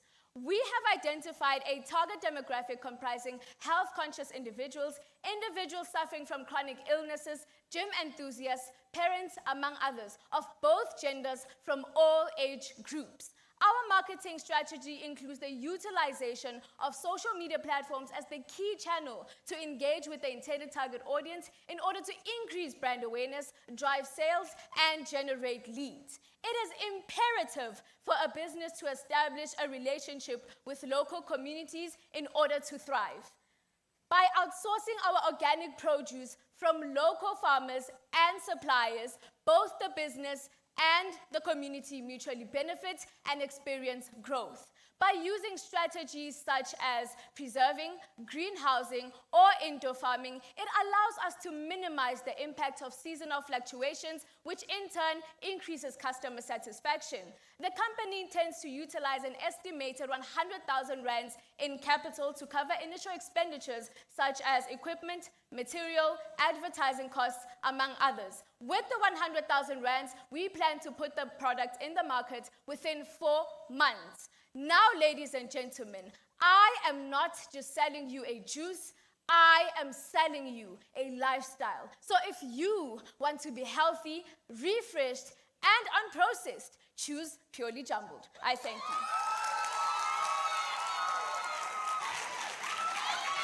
All right, very well done, Tsako. The judges, you have 3 minutes to ask your questions, starting right over here. Okay. Inkomo Ntsako for presentation Yawen. I just want to check, what is your future plan with regard to assuring that you get your raw material? Because if you look at your competitors now, they buy farms, they own the production. Is there any plan along those lines for you to own the source of your raw material? Yes. So So when it comes to expanding, it is very important for you to understand that when you expand, a lot of the key thing into expanding is also owning the things that go into your production. So we plan to own our own farm so that we reduce the dilly-dally of dealing with local farmers and suppliers so that we have the comfort and security of using our own products, knowingly how the operations go because it is our farm. Thank you. Perfect. Thank you. Next question. Hi, Ntsako. I really enjoyed your presentation and your confidence in giving the presentation. Could you tell me how you would go about complying with South African food standards? Okay. So we have the HACCP and BioOrg and Agri-Processing, as well as the SABS. So we are currently in process of getting approval from the SABS for our product. So once the approval is there, our product is ready to go. And with the HACCP, they regulate for consumers that want traceability and transparency with their product. The HACCP is the perfect platform to ensure quality for our consumers. Thank you. Thank you. Thank you, Ntsako. Just from looking at this bottle, I just want you to give us a cost breakdown of how much does it cost you to produce and how much will you make from one bottle? Okay. So the selling price of each bottle is 30 rands. So 20 rand from one bottle goes back into production, 10 rand goes as profit. So if we're selling 100 juices in a month, we are looking at generating an approximate 30,000. Your time is up, Ntsako. Sorry. Thank you very much, judges. Thank you very much, Ntsako. Well done. All right. Just a reminder for everyone who's here today, each of our finalists have 3 minutes to pitch, and there will be a Q&A session of 3 minutes between the judges as well as the finalists. All right, next up in the I Have a Business Idea category, we have Tlala Resego from Taletso TVET College.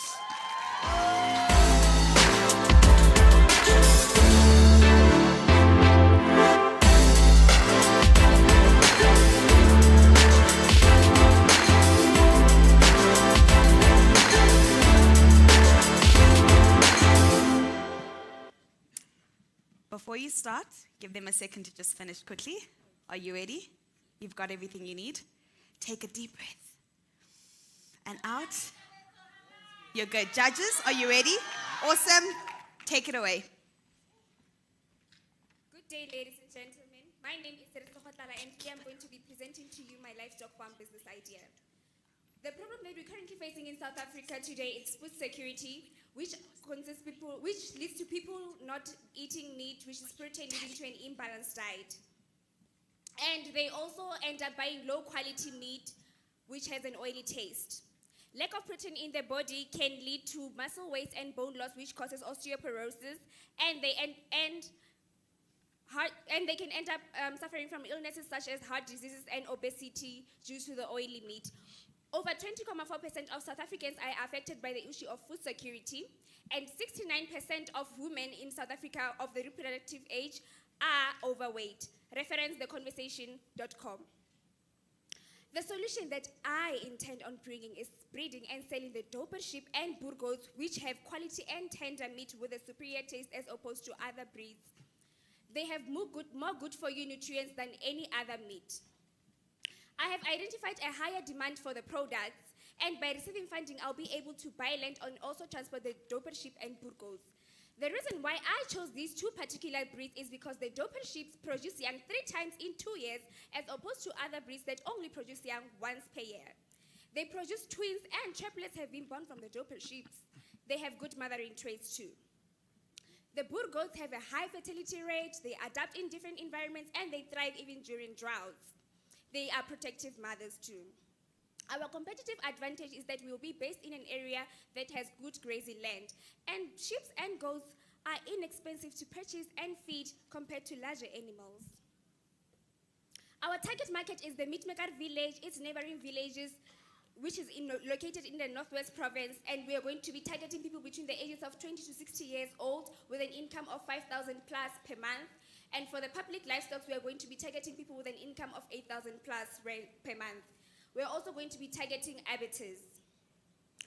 I'm going to need 238,800 in order to establish my livestock farm business idea, which I'm going to use to buy land, buy the doper sheets, boer goats, fencing, install CCTV systems, buy stainless steel feeders, food, and medication. I'm going to be making profit by selling each doper sheep for 2,500 rands and each boer goat for 2,000 rand. And by their rate of fertility, I'm definitely going to be making a profit. The boer goats and doper sheep have the ability to recycle low-quality forages into nutritious protein, high-quality milk, and luxurious wool.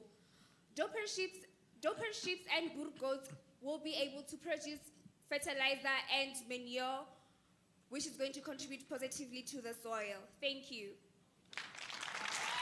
Thank you very much, Lala. Judges, this time around, I'll start on that end. Thank you, Tlale, for that beautiful presentation. I think from my end is focusing on the problem statement that you mentioned around food security. Yes, as you know, that problem usually targets people that can't even afford the 2,000 or the 2.5 thousand rand cost that you mentioned. Yes, so I just want to really understand who are your target markets, because the problem statement versus the costs do not really correlate. Okay, ma'am. Our target market is the Mitmegat village, which is located in the Northwest Province and also its neighboring villages. And people in that area honestly are not earning that much, right? And I'll be selling my doper sheep for 2,500 compared to my competitors who are selling it for close to 4,000 rands. I'm going to be, the reason why I chose to sell it at such a price is because I'm going to be planting my own feed, which is sweet grass, lucereng, and sunflower on the farm in order to cut costs. All right, moving along to this side. You're good? Next judge. You're good? Can I go? Yes. Okay. Please share your marketing strategy. Okay, my marketing strategy, I'm going to be focusing on putting it out there on social media in order to put your. It's okay, you've got this. You've got this. I'm going to be using social media in order to reach my target market, and also I'm going to be using flyers and also word of mouth. Great. Any more questions from the judges? Yeah, I have one more question. Thanks, Tlala. On my end, I'd like to know, you had said that it would cost you around 238,000 to get this business idea off the ground, and the prize money is a fraction of that amount. What else would you do to sort of scale the idea and get your idea into market? Okay, ma'am. Already I've saved up 10,000 rands from my NSFAS money, right? So by receiving 50,000 rands from you, I'm just going to add that up and just buy a small scale of land, which is 1 hectare or 2 hectares, and also install CCTV systems in order to avoid stock theft.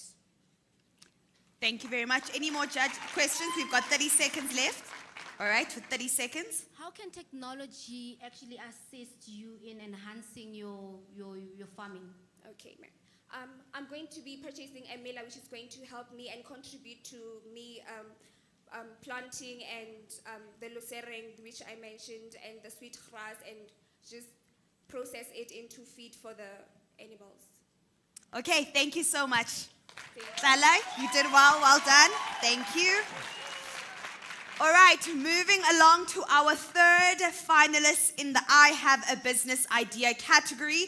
Ladies and gentlemen, please put your hands together for Melusi Nzama from Majuba TVET College.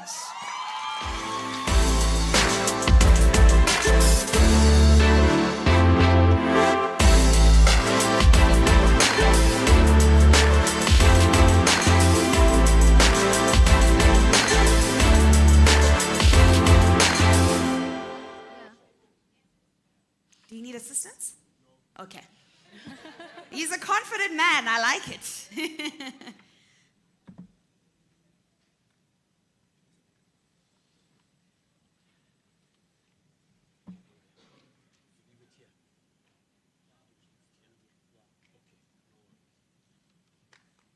You can come on stage, Melusi.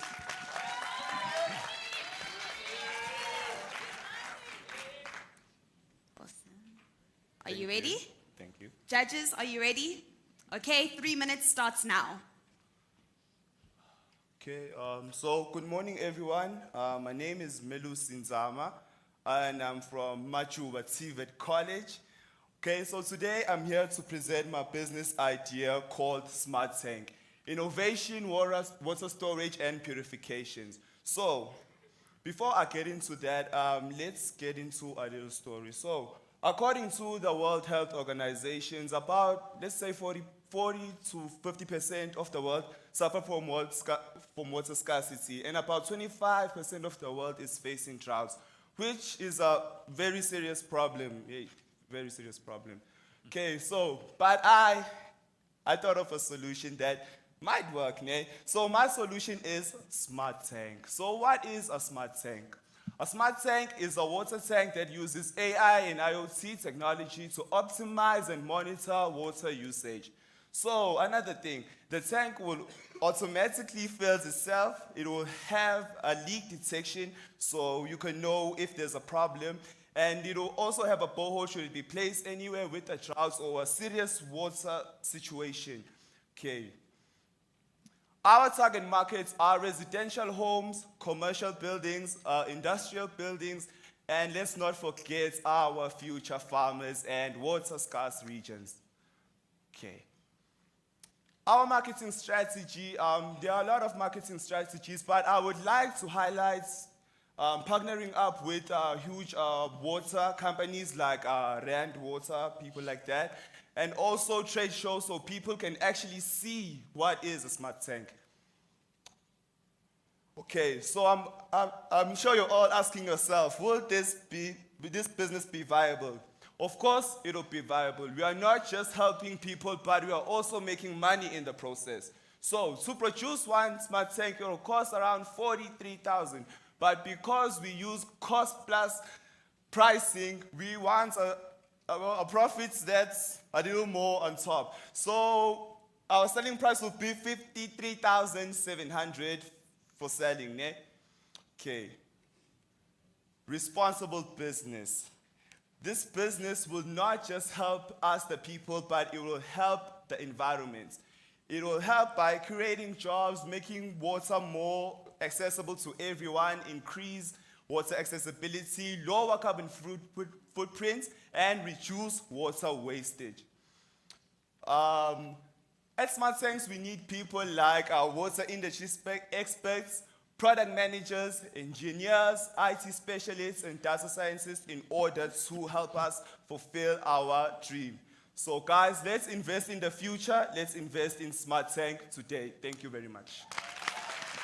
See, all right. Our judges with questions, we'll start with the gentleman. Thank you very much for brilliant solution that you're coming up with, sir.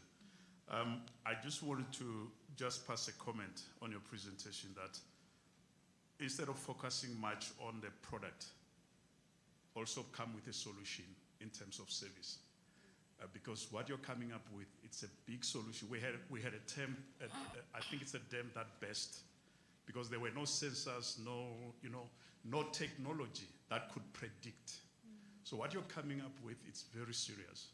And you need to think beyond the product into a service that will sustain your business going forward. Thank you. Thank you very much.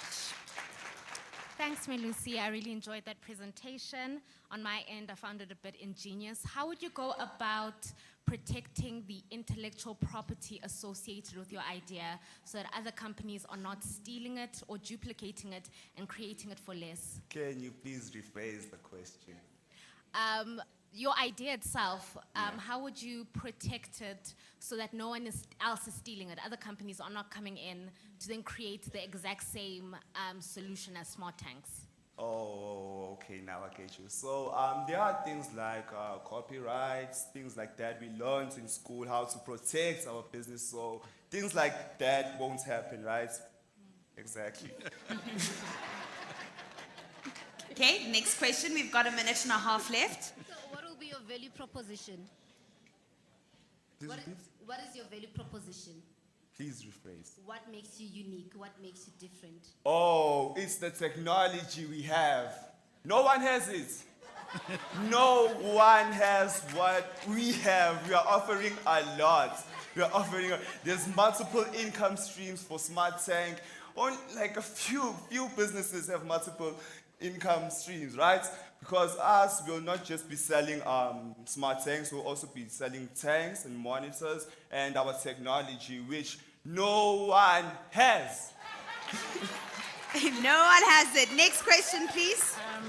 On my end, it's really just a comment around the partnerships, because like my fellow judge mentioned, it's a really great idea. You could possibly look at it both ways. Firstly, in terms of CSI, partnering with the Department of Social Development, looking at the issues that we're facing with water as well as municipalities. And on the other end, there's the opportunity with agriculture.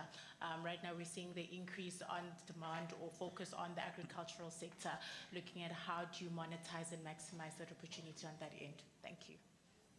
All right. Any last questions with 10 seconds left? We're good. Okay, awesome. Thank you so much, Melusi. You can take... Thank you. You can go this way. All right, next up in the I Have a Business Idea category, we have Okuhle Ntswai from Goldsfield TVET College.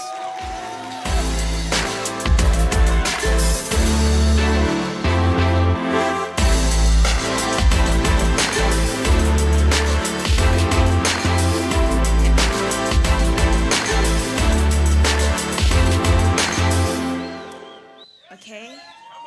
Judges, are you good to go? Yeah. Okay. You ready, Okuhle? Awesome. 3 minutes starts now. Toxicity aside, cleanliness is our vibe. My name is Okuhle Ntswai, and I present to you Quattro Clear Clean. The problem we've discovered as a business is that households and offices are not regularly cleaned due to time constraint.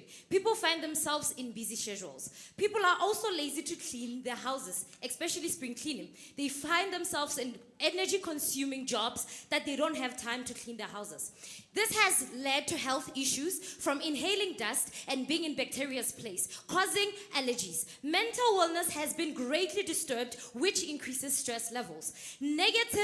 A company is negatively impacted while operating in a dirty environment. 47% of houses in Lejoliputswa have polluted rooms, for example, garages, storeroom, and back rooms. 54% of people are lazy to regularly spring clean their houses. 70% of professionals do admit that somewhere in their offices they have space that they don't clean. We are a solution because we bring comprehensive cleaning. We offer you deep cleaning, spring clean your house deeply, wash your windows, wash your curtain at an affordable price. We are one call away, offering you a maid and a cleaner.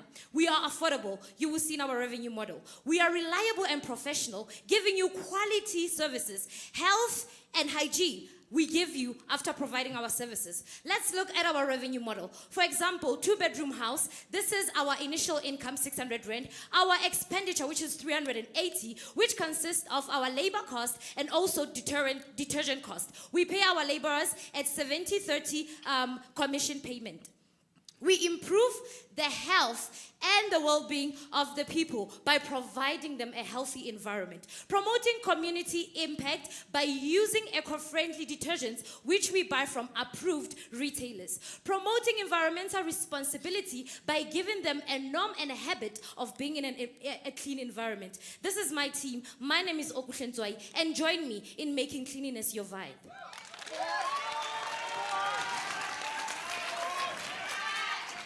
Very well done, and thank you so much, Okuhle. Questions from our judges? I'll start this time around. Hectic. So what makes you different from other...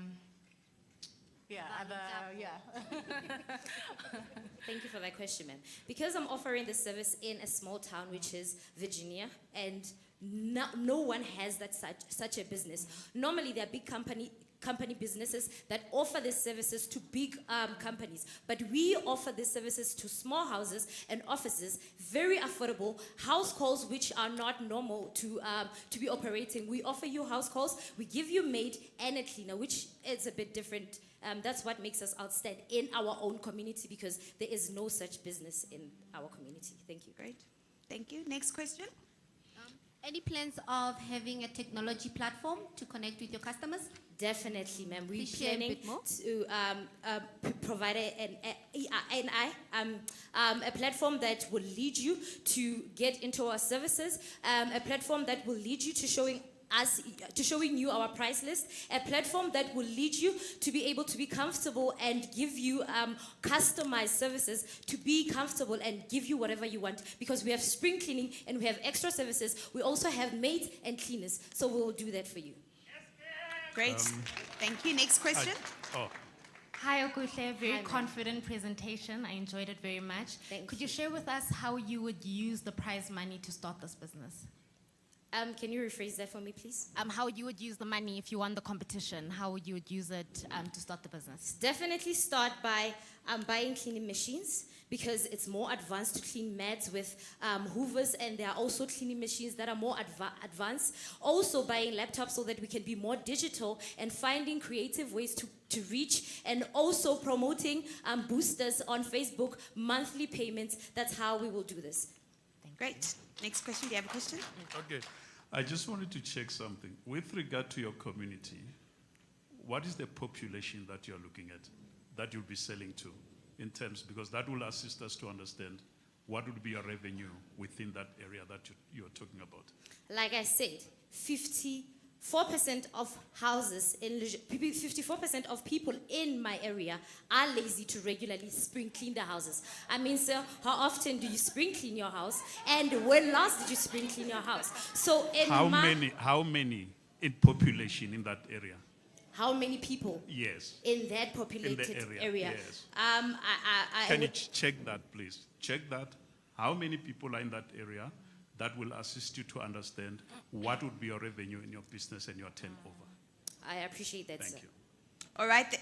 One last question. There's 10 seconds left. All right, thank you. I just wanted to understand what actually led you to creating this business, and how sure are you that this will work? Because you know black mothers like cleaning and all of that. Unfortunately, there's no more time for you to answer it. Maybe you can think about that question. Thank you so much, Okuhle. All right.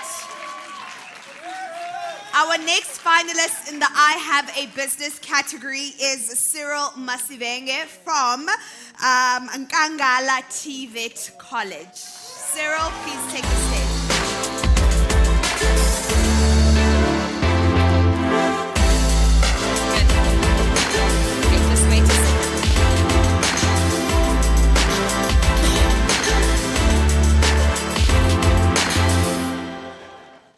Judges, are you ready? Do you want to give us...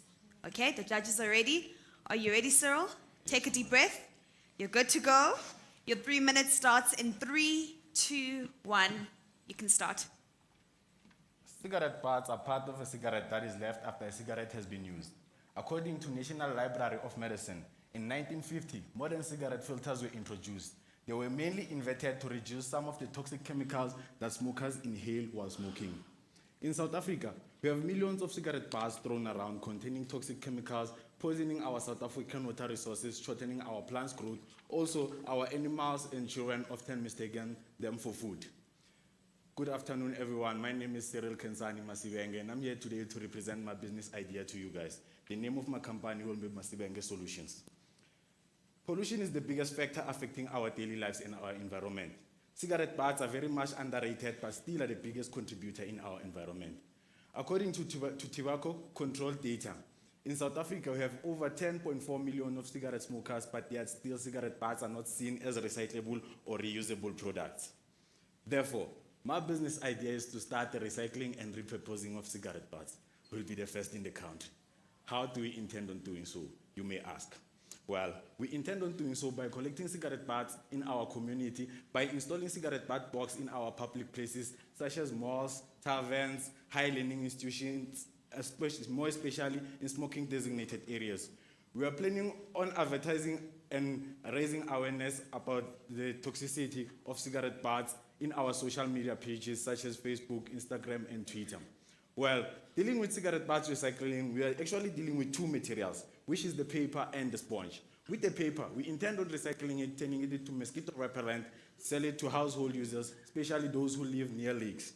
And then with the sponge, we intend on recycling it, turning it into cotton, and then supply it to companies that manufactures soft toys, bomber jacket, so they can use it for stuffing.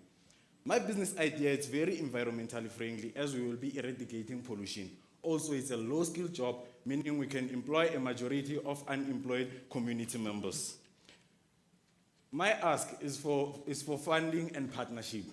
Funding with an estimated startup cost of 1,171,400, with the estimated revenues made per month of 15,538.66 cents. Also with estimated profit made per year of 7,509,526.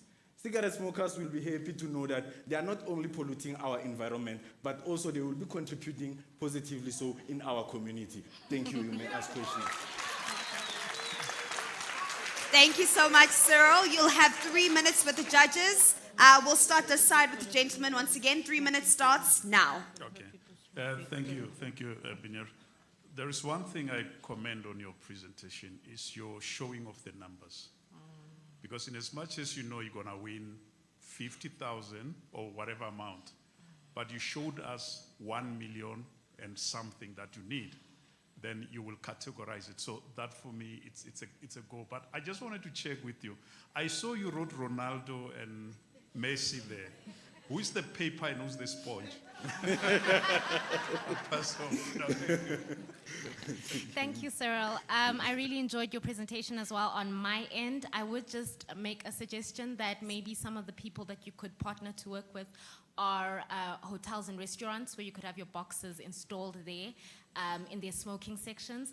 And over and above that, I would also like to mention we have a climate finance accelerator that I'd love to talk to you about that gives additional funding. And it's something that an idea like this could really do well in. This is a brilliant idea. So what I can advise is also look at the Technology Innovation Agency grassroots fund.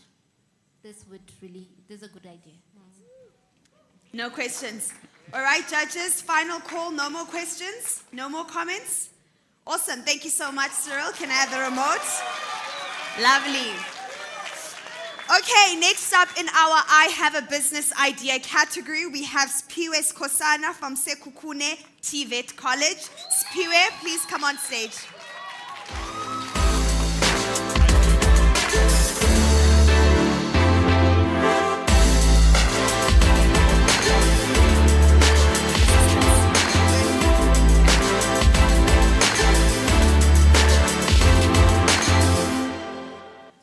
Okay, judges, are we ready for Spiwe? Okay, your 3 minutes starts now.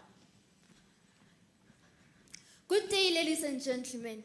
Thank you for giving me the opportunity to inform you about my business idea today.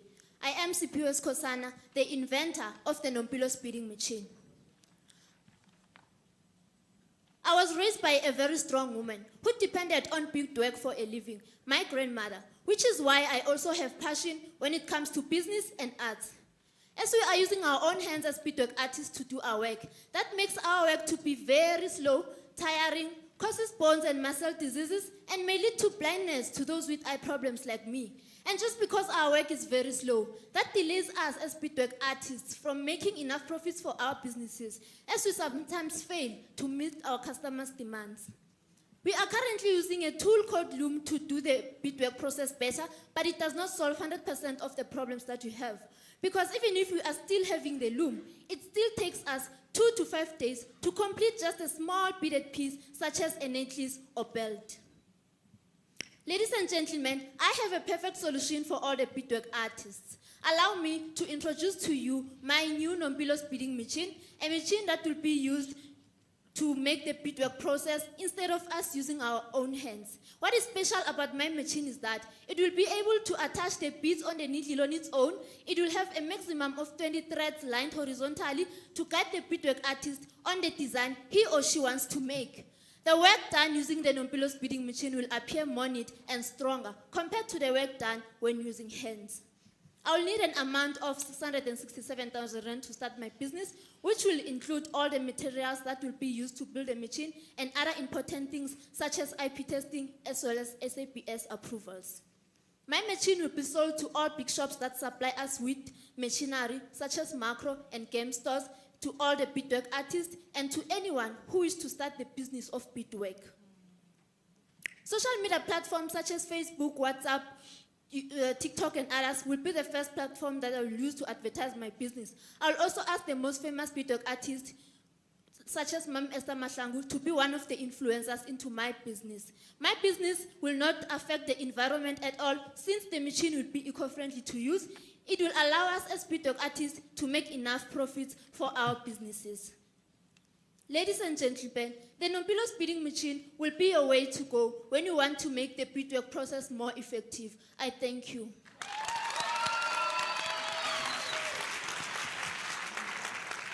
Thank you very much. Judges, on to the questions. I'll start on this side. Thank you very much, Nobilo. Lovely presentation.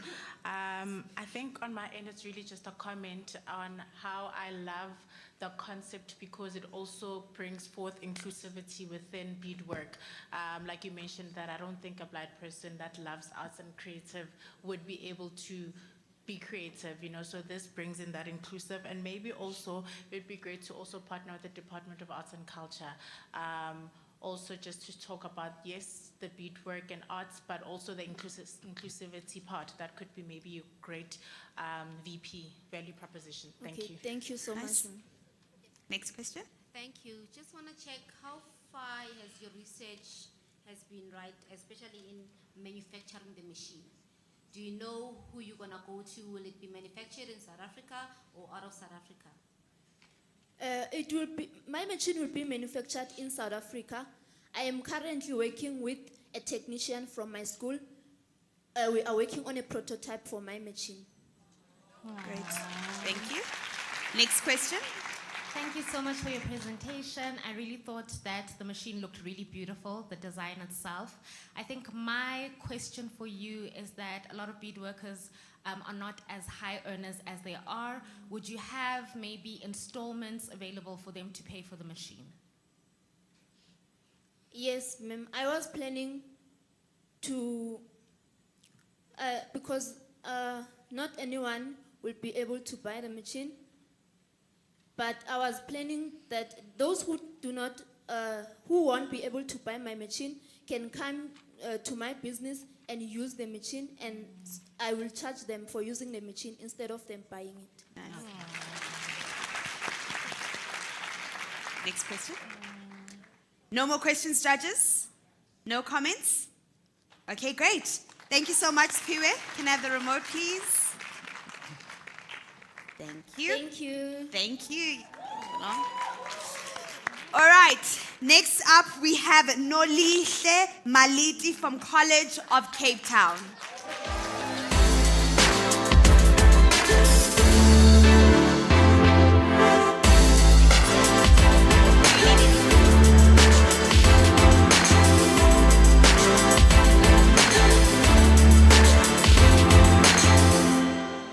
Judges, we're good to go. Your 3 minutes starts now. Good day, ladies and gentlemen. My name is Nolihle Maliti, and the name of my business idea is called Peaceful Parcels. Since the age of 15, I have been battling with mental health issues, and due to the lack of emotional support, guidance, and mental health being a foreign topic at home, I wanted to start a business that was going to provide comfort, resources, and support for those who are suffering just like me. My current target market is college students, scholars, and adults working in various fields. Now, a lot of our families and friends really don't know what to do when we suffer from mental health issues. And according to research, 16.5% of South Africans are suffering from mental health issues. And that may seem like a small number to some, but plus minus 8,000 of South Africans are committing suicide each year.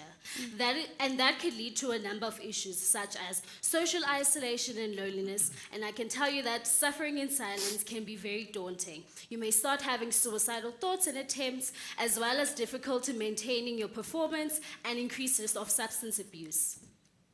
Now the solution that I'm proposing won't necessarily cure the depression or the anxiety, but these items can be used as coping items, such as your comfort tea, your scented candles, your journals, as well as something as simple as a coloring book. Now you may ask yourself, why can't you go to the stores and buy this yourself? And also, why aren't people using the existing organization? The truth is that not a lot of people are aware of the resources and organizations that exist. And also, with our packages, we want to include and partner up with organizations that exist to provide free counseling and be placed in support groups should you require one to ensure that you're not alone in this journey. Now we have a standard package that will cost $850, and package 2 will be a customized package according to the client needs. This is my projected finances for 1 month. The total expenses will be $19,070. My monthly income will be $25,500, which will give me a profit of $6,430. Now, I conducted a survey on my campus, and these are some of the response that my students gave me, that they would like this type of items, that would use it daily, and currently a lot of them are not taking care of their mental well-being.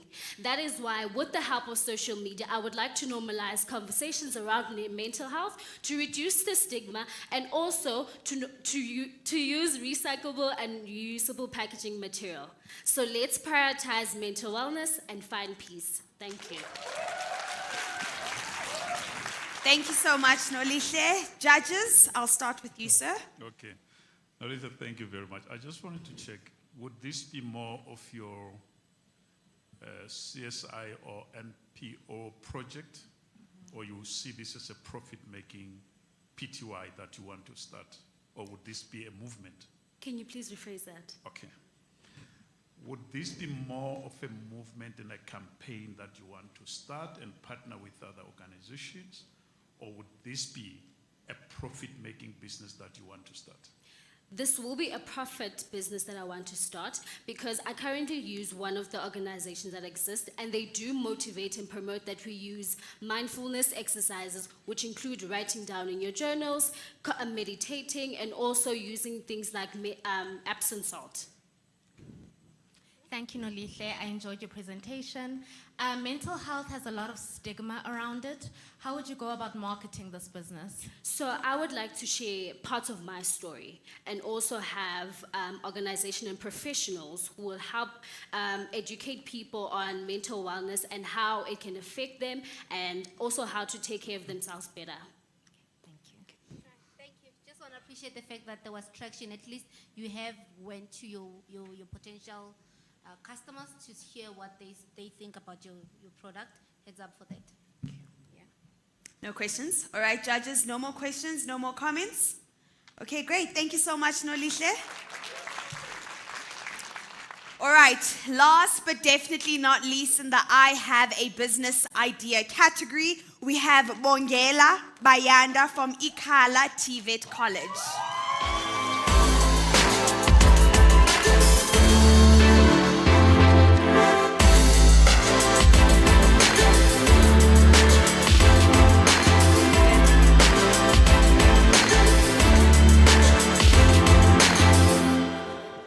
Judges, are we good to go? Awesome. Your 3 minutes starts now. As Mahatma Gandhi said, I quote, "The future depends on what we do today."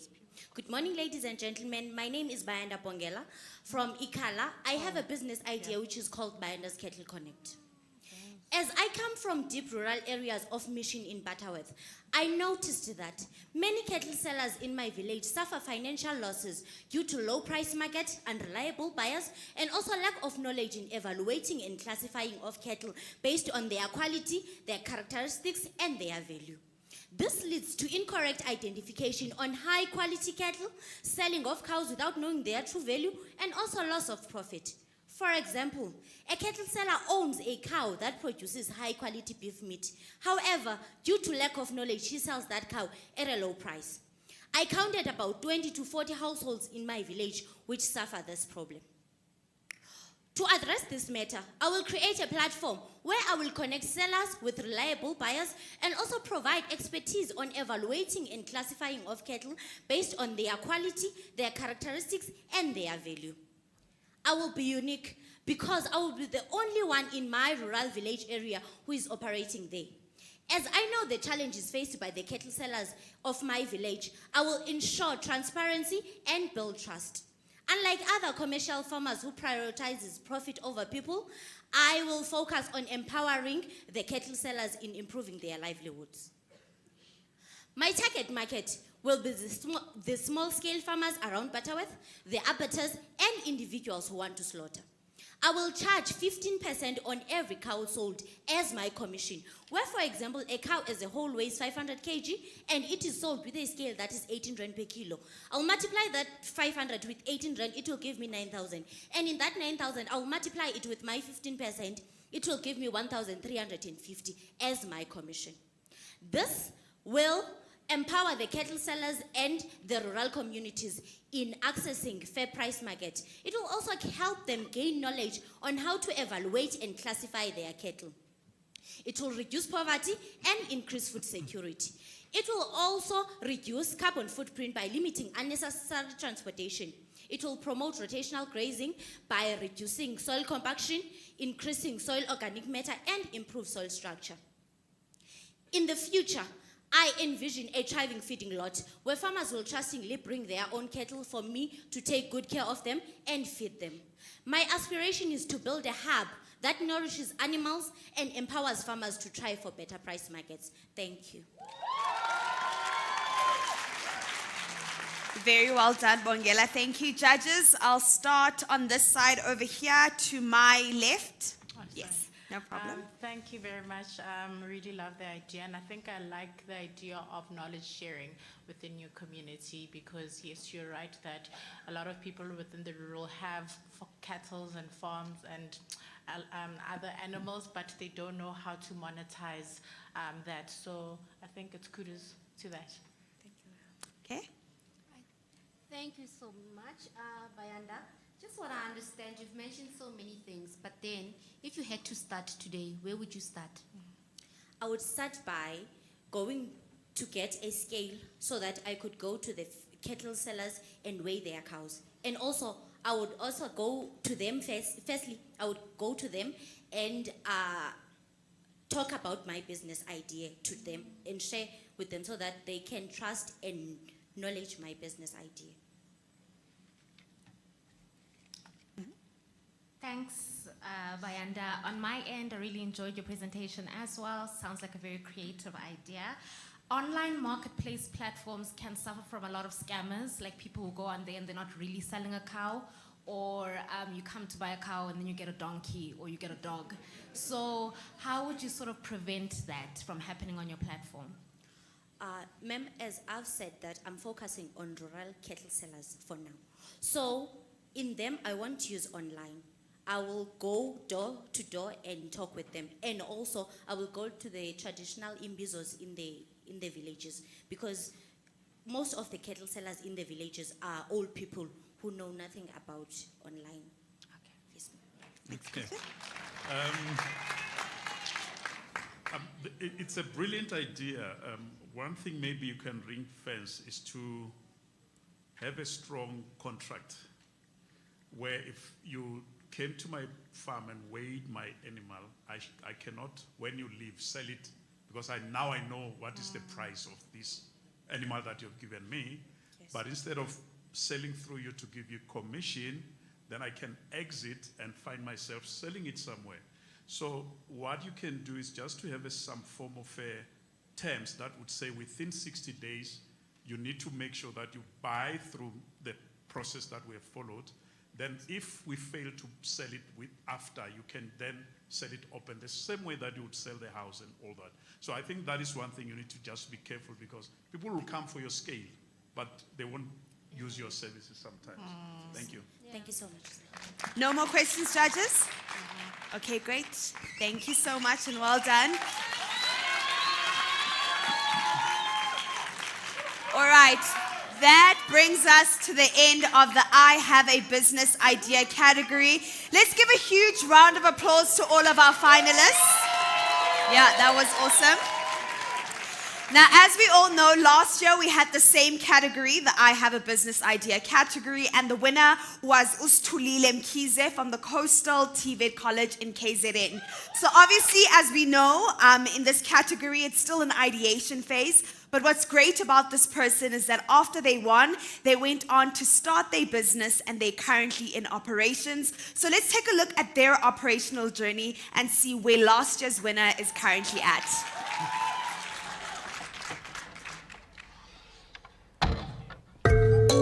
So my name is Sulile Mkhize, the founder of Dye Star, where we dye your clothes to make them look brand new.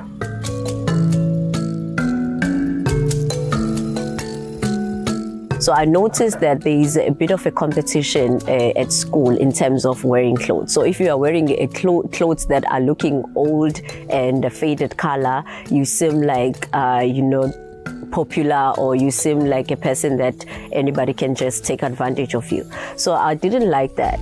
And I also noticed that my clothes are fading color and I no longer wish to continue wearing them. So and then after we're done mixing it, we take the clothes that are faded color and put it inside. It has to stay there for 2 hours. Then after that, we just do the whole washing process. Then we dry it. Then it comes out looking brand new. So when I heard about the entrepreneurship inter-college competition, I was excited because the school that I was at, Coastal College at BP campus, it's a business school. So we're already learning about being employers, not employees. So what entrepreneurs need to be successful is to be patient and to understand that there will always be challenges on this industry. But what is important is that you learn on each challenge and come up with solutions. So the technology that I'm using on my business is actually social media, which I find it to be a very powerful tool if you use it correctly. So it has helped me a lot because right now on Facebook alone, I'm sitting on 13,000 followers, and those people actually do come and actually dye their clothes. So it has been very helpful. The support that I got after and before the competition, it was huge at my school, Coastal College. The lectures were behind me all the way. I remember when we had to go for the finals, all of them was like, we want to give you something. They donated like money and everything to say, we want you to be comfortable so that you won't stress about other things only for the competition because we are behind you. Then after the competition, I still don't believe it. The number of my lectures that came with their old clothes to say, please renew the color on these clothes. We like your business. We like it. It's not only about us just supporting you because you are our student, but we really, really genuinely love your business and we just want you to do this for us. As a college, we are very proud of Sulile and her achievement. She has really surpassed our expectations, and we are still supporting her in terms of sending business to her. Some lecturers and the students believes in her business to a point that she sometimes have deliveries, pickups, deliveries from the campus. And yeah, we wish her all the best. The first time I realized that I want to be an entrepreneur, it was during a presentation of business study at school, and I had this picture inside my head that I'm sitting at the boardroom. I didn't just look at the student in front of me and the teacher. I was looking at my employees sitting at the boardroom, and I was there saying, giving to them the presentation of what is going to happen in this business from now on. So that was the light bulb for me to say, you know what, this is for me and this is exactly what I want. And the winner of this category is Sulile Mkhize. So after I won the competition, I got the money and I was excited. Then I took a moment. I was like, let me take a step back. Let me give it a week. Let me think about it. Let me write down my plans. So I contacted my supplier. I found out how much will this be. I bought all the products that I was going to need for the business. Other money, I saved it, and it's been helping me throughout the business. What's next for my business is branching out. I have been getting customers from all over the country, actually from different provinces. So the impact that my business have on the community, clothes naturally gives us confidence, right? So if you have new clothes, you feel that, you know what, I can take over the world. So now if you have like old clothes, you feel like people are judging you, are looking at you. So now having to renew the color on your clothes and make them look brand new can just give out that confidence, whether you're going to an interview, whether you're going to look for something, but you feel confident walking on the streets with your clothes looking brand new. I'm Stulile Mkhize. I challenged today and now I'm changing tomorrow.